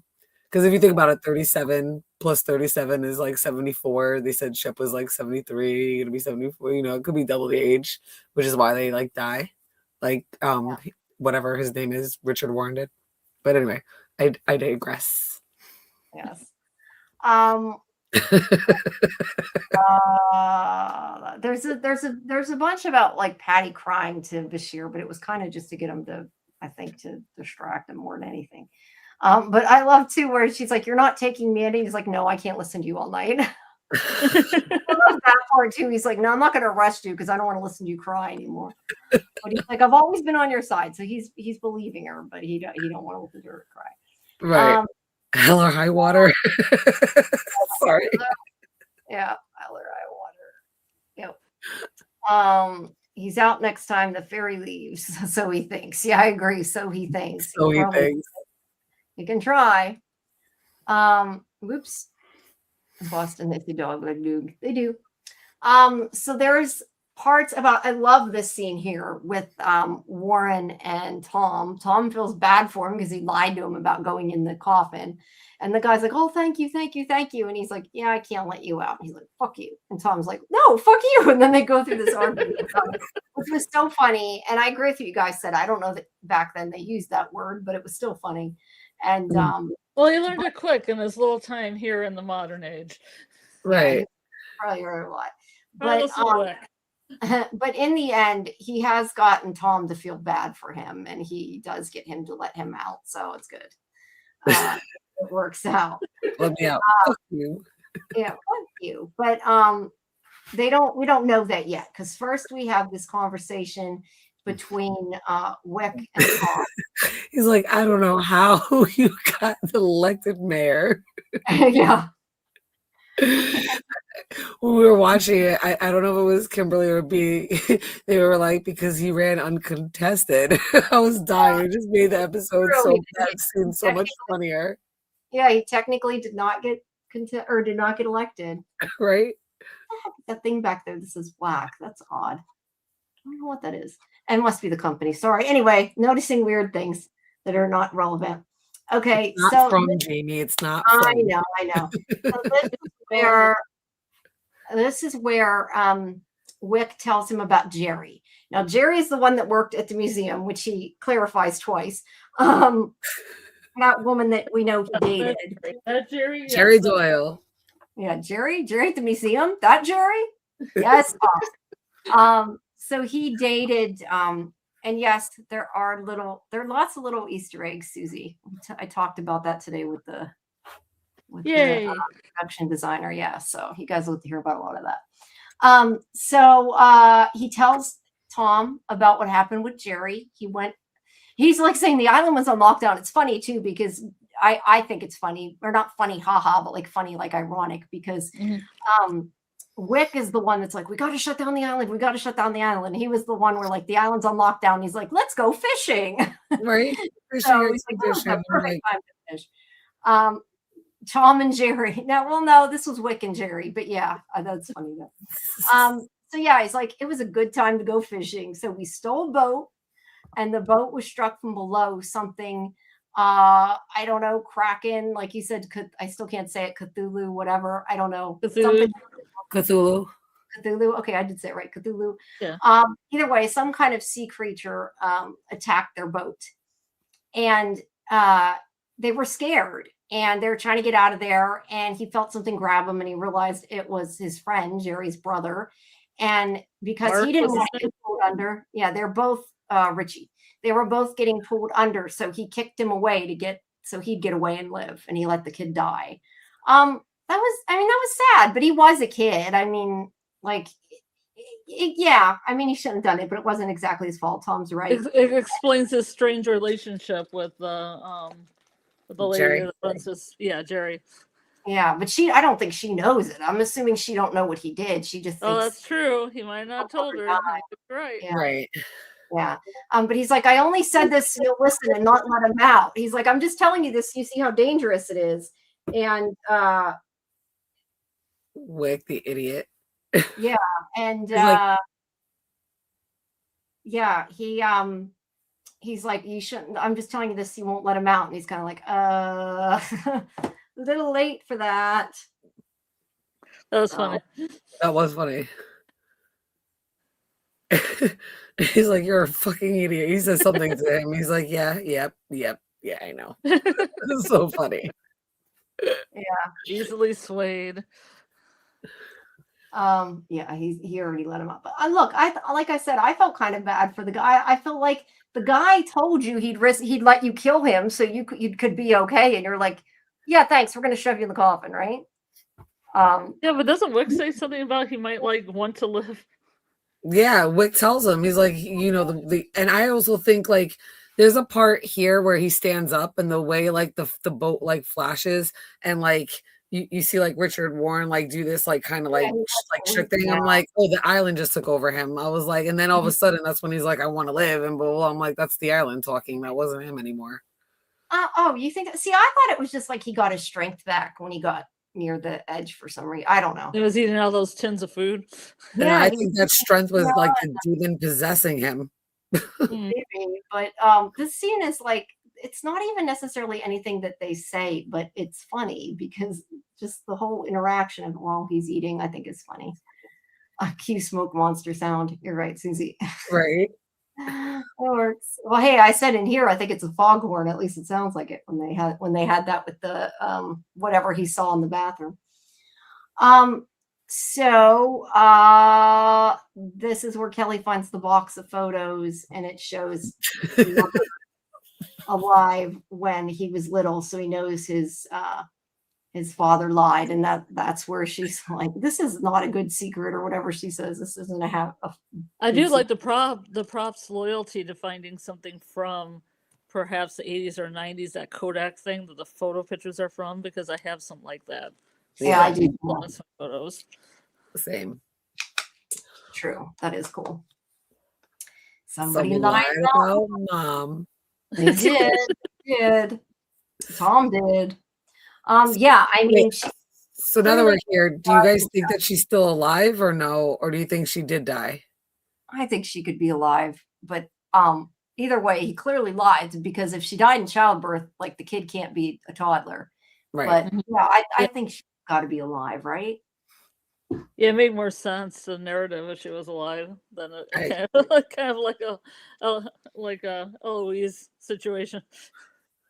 It can't be something where like, oh, she was alive, but then she died the next year. It wouldn't make any sense. Where do you think she is then? What hospital when she gave birth and they were in the hospital, right? Because he told the ferry to turn back around. Do you think the ferry turned back around? Do you think she's in a hospital on the mainland? Is there a hospital on the island? Yeah, right. Because the hospital is now. That's what Rosemary said. You just drive by the hospital, you don't stop. Yeah, I'm assuming that makes sense. She survived then and is on the mainland.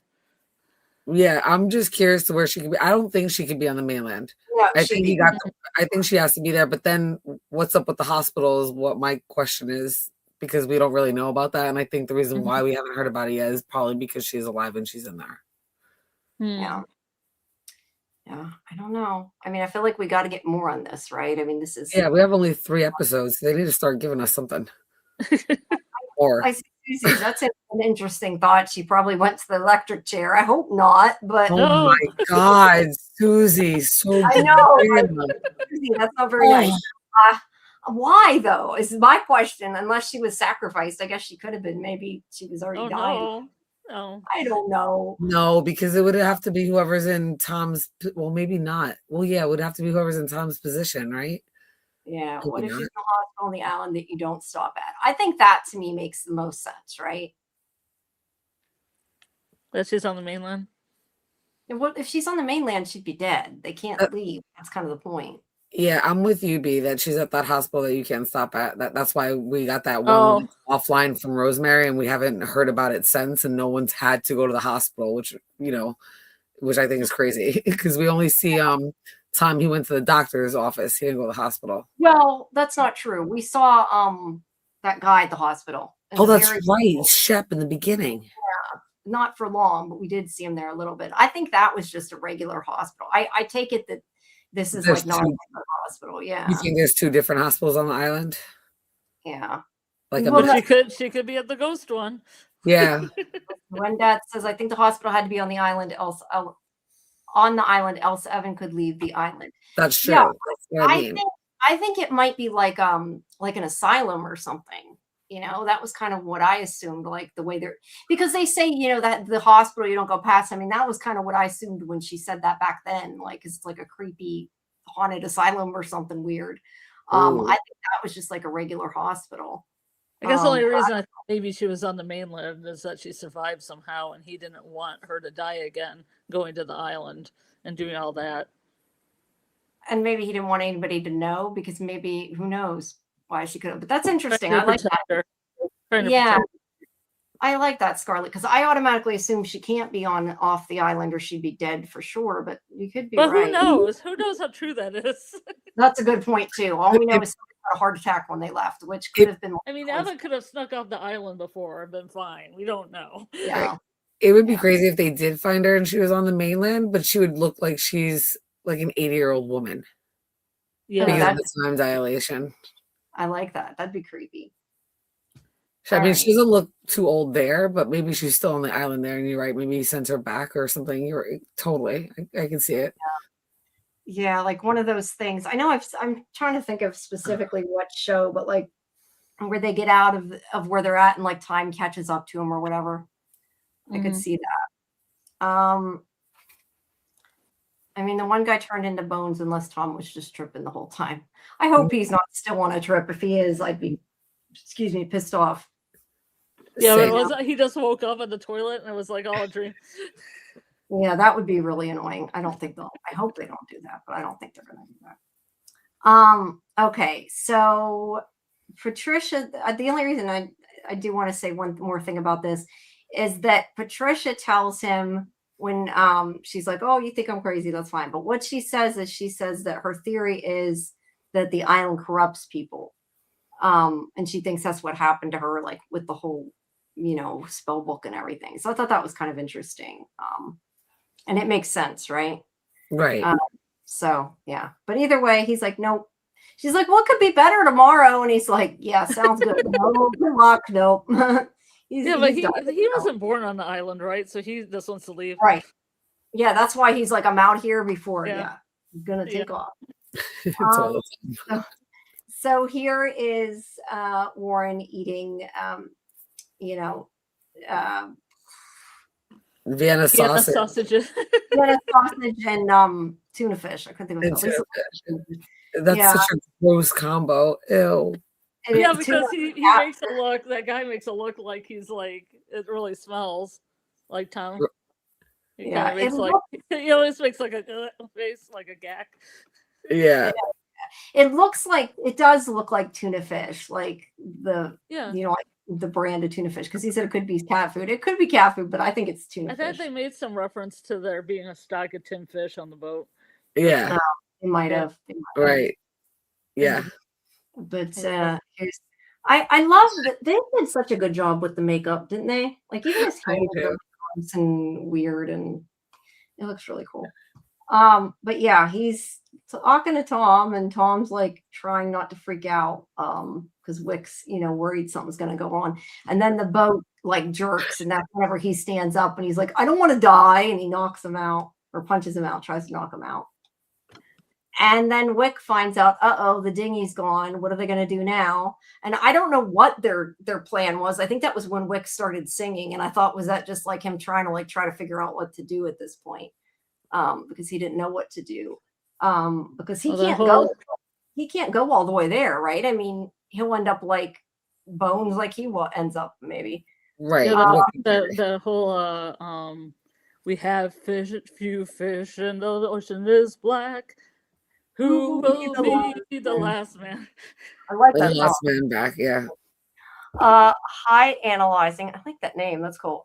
In this episode where Tom is tripping at his office, he stares at a painting in the hallway, and that painting has a lady with the brooch on. Oh, I missed that one.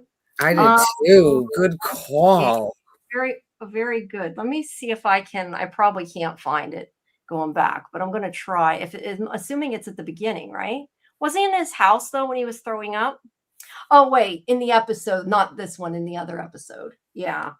I'd have to go. I can't go back to get that. I thought she meant in this episode. And I realized.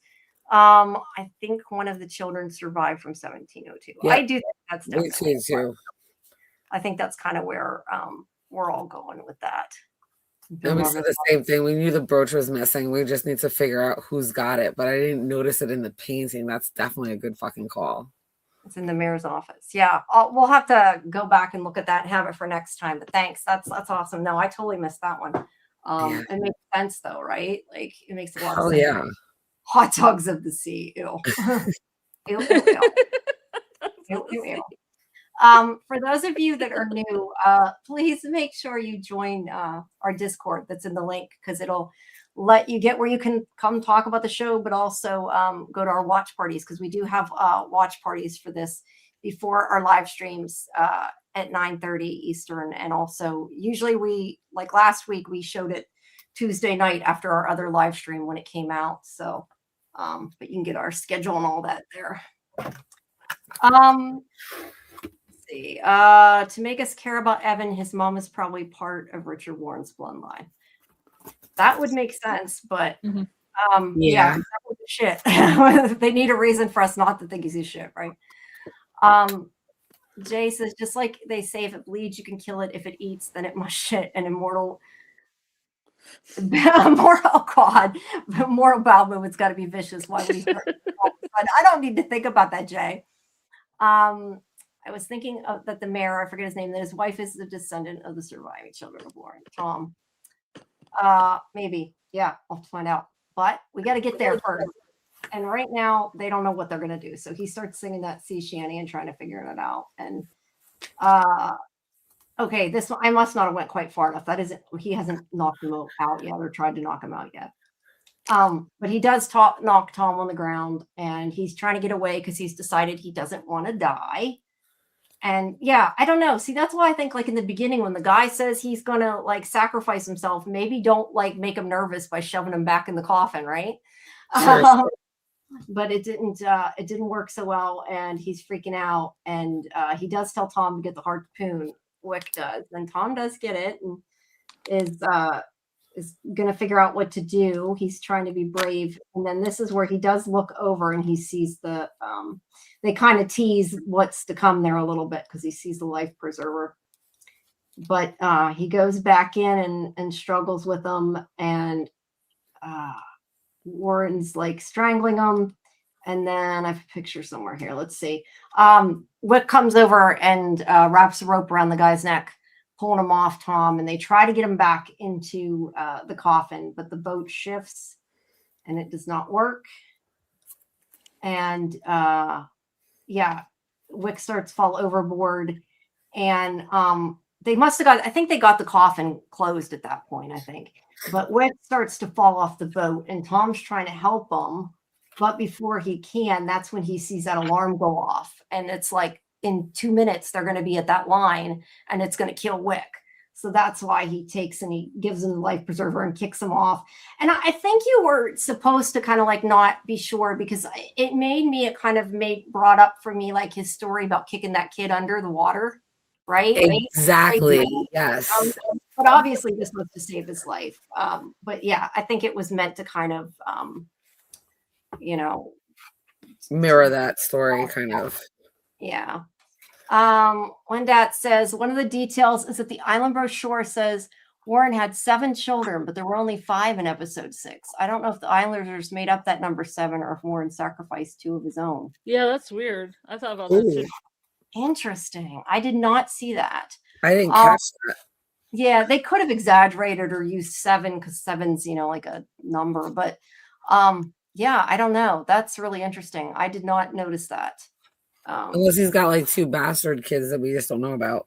Yeah, Yeah, good. that too. Either way, I think that it seems at this point pretty likely that somebody's alive. So, the bastard children of The bastard children of Richard Warren. yeah, it's got to be somebody, right? All right. So, Wick ends up in the water, and the body ends up bones and dust and Vienna sausage, as he said.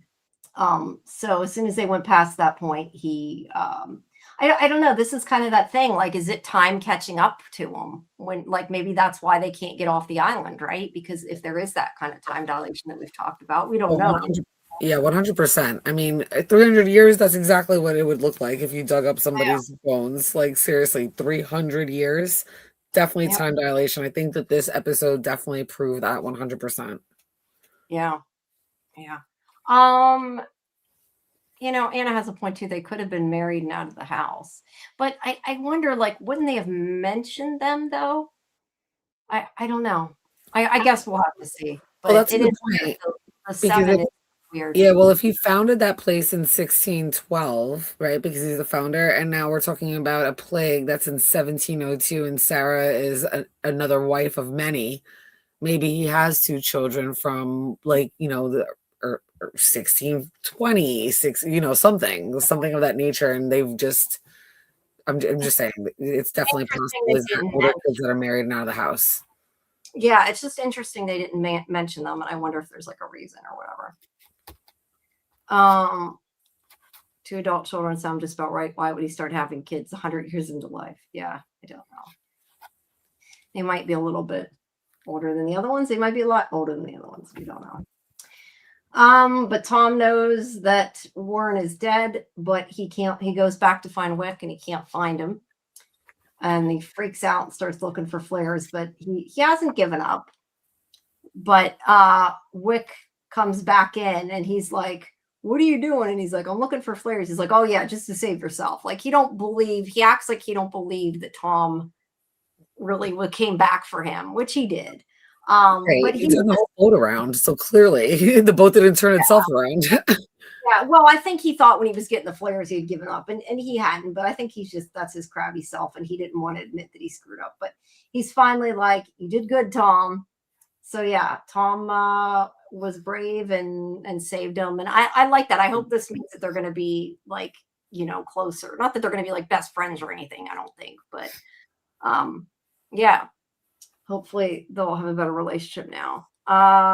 And then we see Evan looking closer at that picture, and Yeah, Susie's got the same point that I brought up in the chat earlier in the watch party. I don't know if that's the same Wick that was on the boat. Like, that might be not the same Wick. kind of, yeah. Anna said Wick was kind of sus when he got back on that boat. He was a little too nice to Tom, maybe. Right? Yeah. You can't have Nice. I just looked up his names: Thomas Cromwell, John Francis, doll named Mary, and Hollyoak. Hollyoak's her name. I think Hollyoak, I think, is the girl, right? Yes. Look, I feel like it's got to be one or the other. Either there's a descendant that's alive or it's not Wick. I don't think it's both, because there isn't a need for it to be both. Do you think?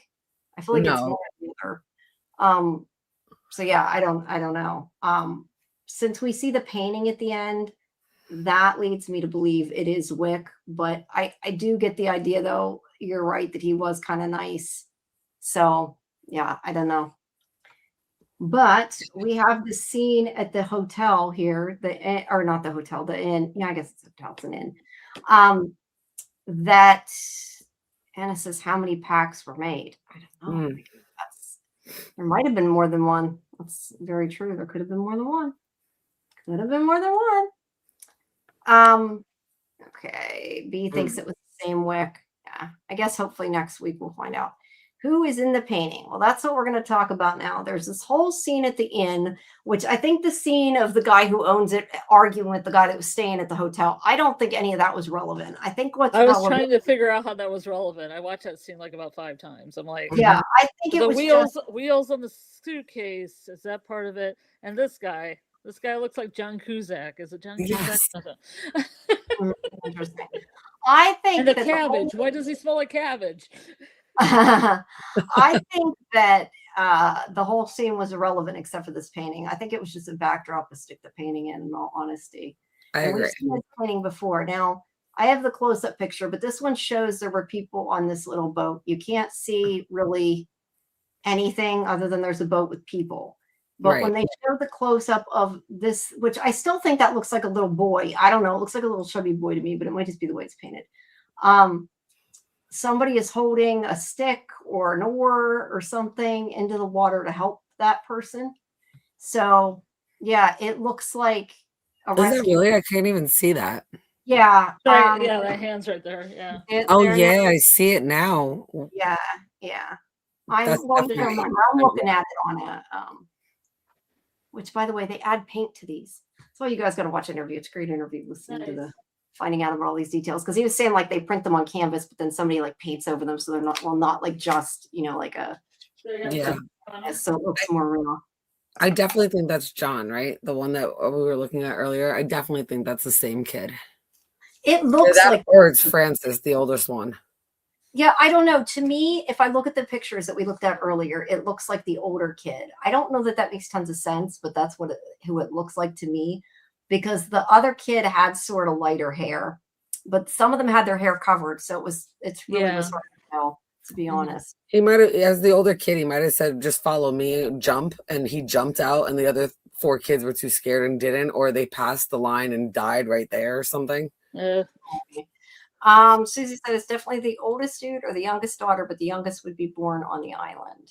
Well, I think they were all born on the island, right? That's the point. They were all born on the island. That's why he said you're going to kill them all. I think they were all born on the island. Yeah, and the oldest might know stuff, right? Because you can kind of hear what's going on. Those houses didn't have like, soundproof walls or anything like that. And it's the oldest, and he's the one that like hit his father, and he knew about his father, about what you're wrong, killing the mom. So it definitely could probably be the oldest kid, even though it looks young. So I'm just saying, I'm thinking it's the oldest kid. Yeah, I don't know. I'm assuming we'll find out next week, hopefully. Count the fingers. Count the fingers. Find the brooch. We need to find that picture with the brooch that analyzing brought up. It does have 5 fingers, but to be fair, I'm pretty sure it was her right hand that was missing the fingers. So I don't know that can't see, of course. Yeah, I don't know that means anything there. But Tom's dad's. What? Tom's dad's dad. Somebody. It's somebody. Yeah. Well, look, the painting was definitely important. The scene highlights it. So I assume somebody survived. That's not too big of a leap. Who? Yeah. Yeah, I don't know. Will be the last child. He'll be the last child. Now, who will be the last man? I love that. That song's like still the last man. And I like this when they played it at the end too. Like that was like an actual sea shanty. Yeah. Yeah, cool. Apparently it was written by one of the guys that was in Arcade Fire. What? Yeah. Not sure who that is, but cool. Sorry. Just pick a guy from Arcade Fire. I'm not that familiar with Arcade Fire, but I do like their stuff. That's cool. Yeah, so well, I think this show has a good soundtrack. I've liked a lot of the music, Right. I think there's multiple descendants. Like even if it's Francis or Joe, like one of the kids came back, I think that they would have had multiple kids before realizing that they were like immortal like their father. And those multiple kids would have kept, the bloodline going. Even if he tried to kill them off, like whatever, I don't think he might have been successful. I think the bloodline continued through them. So like Patty definitely could be, I think Tom's wife could be a descendant for sure. Wick could even be a descendant for all we know. We got a couple of bastard kids that we don't know where they are. Right, exactly. So I definitely think it's definitely not that easy, especially since we heard him drop that line about his bloodline. So I definitely think the easiest route for the show to go would make it just one person, but I think it would make sense that it would be multiple people, especially since the show is kind of like pointed that way with different women. Yeah. Well, I think the point is whether it's one person or multiple people, nobody can leave if they're alive. So that's the problem, you know. Right. Bill says Patty's ancestor. Mhm. B says Sarah did seem surprised at the 5 kids, though I don't know if it was because she expected more or fewer kids. Mm. I think she Didn't expected give her a fewer. number. There has to be No multiple. information. Right? One dot says if you look closely to the boat in episode 2, you'll see there are 6 children and Sarah on the boat, and 1 kid with the stick in hand. His number of children is bugging me so much I can't help myself. Oh, Yeah, it's I know. crazy. I like that the boogeyman must be one of them because he's unkillable. That does make sense. Yeah, I Um, agree. yeah, it does make sense. That's why I was so trying to figure out like how the boogeyman connected to all this. So. Even the clown guy that we saw Tom talking to, even though he's not alive now, but he was the clown killer. Yeah. So he might even be a descendant as well. Yeah. Susie says the innkeeper, I think, also writes for the show. That's interesting. And now you made me want to look. Oh man, my internet crashed. Yeah, Ev, I agree. So that would make if Tom's wife is a descendant, that would make Evan a descendant as well, which would then put Tom in a really shitty dilemma. If you want to end the curse, he'd have to kill his son. And that's I can't even do that right now. That's crazy. That's like a very Abraham, again, another parallel to From. Yeah, the Isaac Abraham thing. Yeah. You are correct, Susie. Yay. That actor wrote the inaugural swim, episode 3. Ah. So you are correct. Interesting. I did not know that. That's the one with the sea hag, right? Yeah. That was such a great episode. Props to the guy. Wow, that's really cool. So yeah, he's the hotel or inn guy. I did not know that. So you learn something new every day. Thank you, Susie. So yeah, I don't know. We'll have to wait. I guess we only get 1 episode next week. But at least I mean like the story's really moving and I think it's heading towards something. And we got only 3 episodes left, so hopefully it won't end on a big cliffhanger. That's all I got to say. That would piss me off. But it would ensure it would come back for a second season. Yeah, but that doesn't always ensure it'll come back. A lot of times you get a cliffhanger and then it doesn't come back, and then it really sucks. So, yeah. Apple TV is usually pretty good with that, though. They are. Not doing that. It's not like Netflix where just cancel shit when it's getting really good for no fucking reason. Sorry, Yes. it's pet peeve. I probably shouldn't curse, but it freaking annoys me. I freaking hate them. Sorry. Plus, I like to drop full fucking seasons, and it's so hard to cover those shows. It gets me annoyed. Oh, I agree with those statements. I'm still bitter about the OA, so Yes, I'm also bitter about the OA. Me too. Yeah, we're all bitter about the OA. They played Bowie. What did they play by Bowie? I missed that, or I'm not remembering one or the other. Mm-hmm. They played Bowie. I'm trying to remember which one. What song, Susie? Which episode? I don't remember. Yeah, you have to be more specific, Susie. I missed it.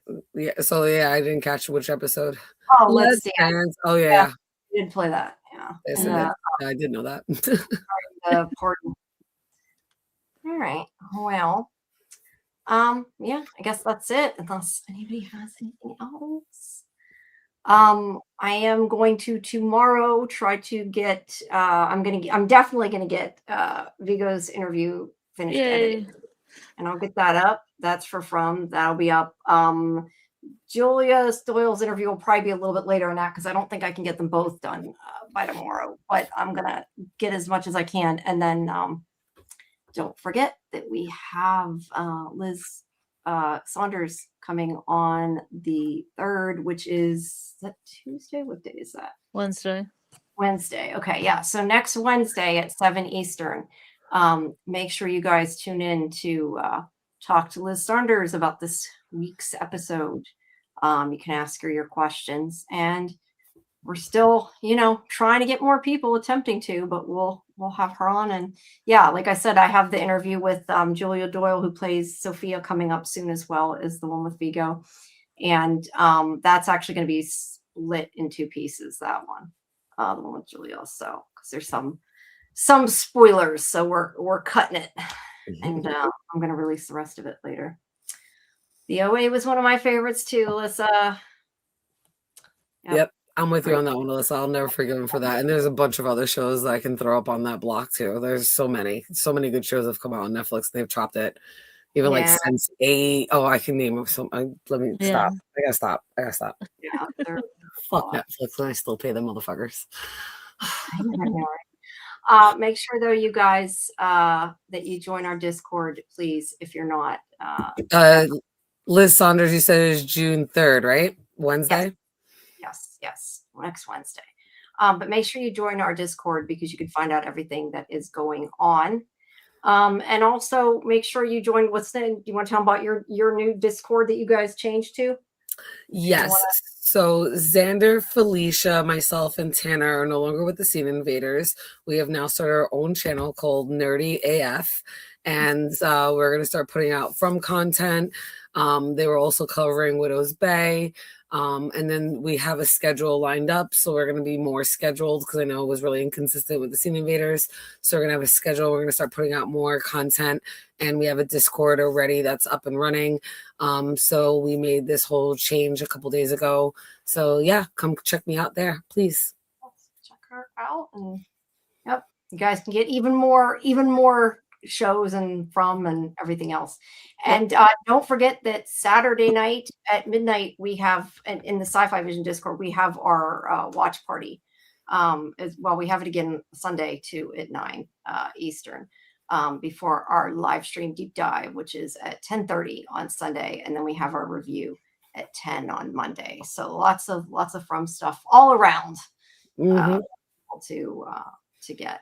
But yeah, so we hope that you'll join us, and I guess we'll see you then. And then otherwise, we'll see you again next week for this. And I will also be working next week on getting up the interview for this with the production designer, and that actually is going to have to be up next week because it's for your consideration thing, so it's going to be going up pretty soon too. So but I really enjoyed that interview. It was a lot of fun because we talked about all the details and all the crazy stuff that's in the background, so that was a really good conversation. So it was cool. All right, guys, well, I guess that's it, everybody. We will see you next time. Whoop, I'm waving and I'm not on screen. I already hid myself. I forgot I hid myself a while ago and never turned it back on. No. Everybody sing. Very few fish and the ocean is black. Who'll be the last man? I really like that. That's a fun song. All right, guys. Good night. Good night, everyone. Thanks for coming, everybody. Your Captain.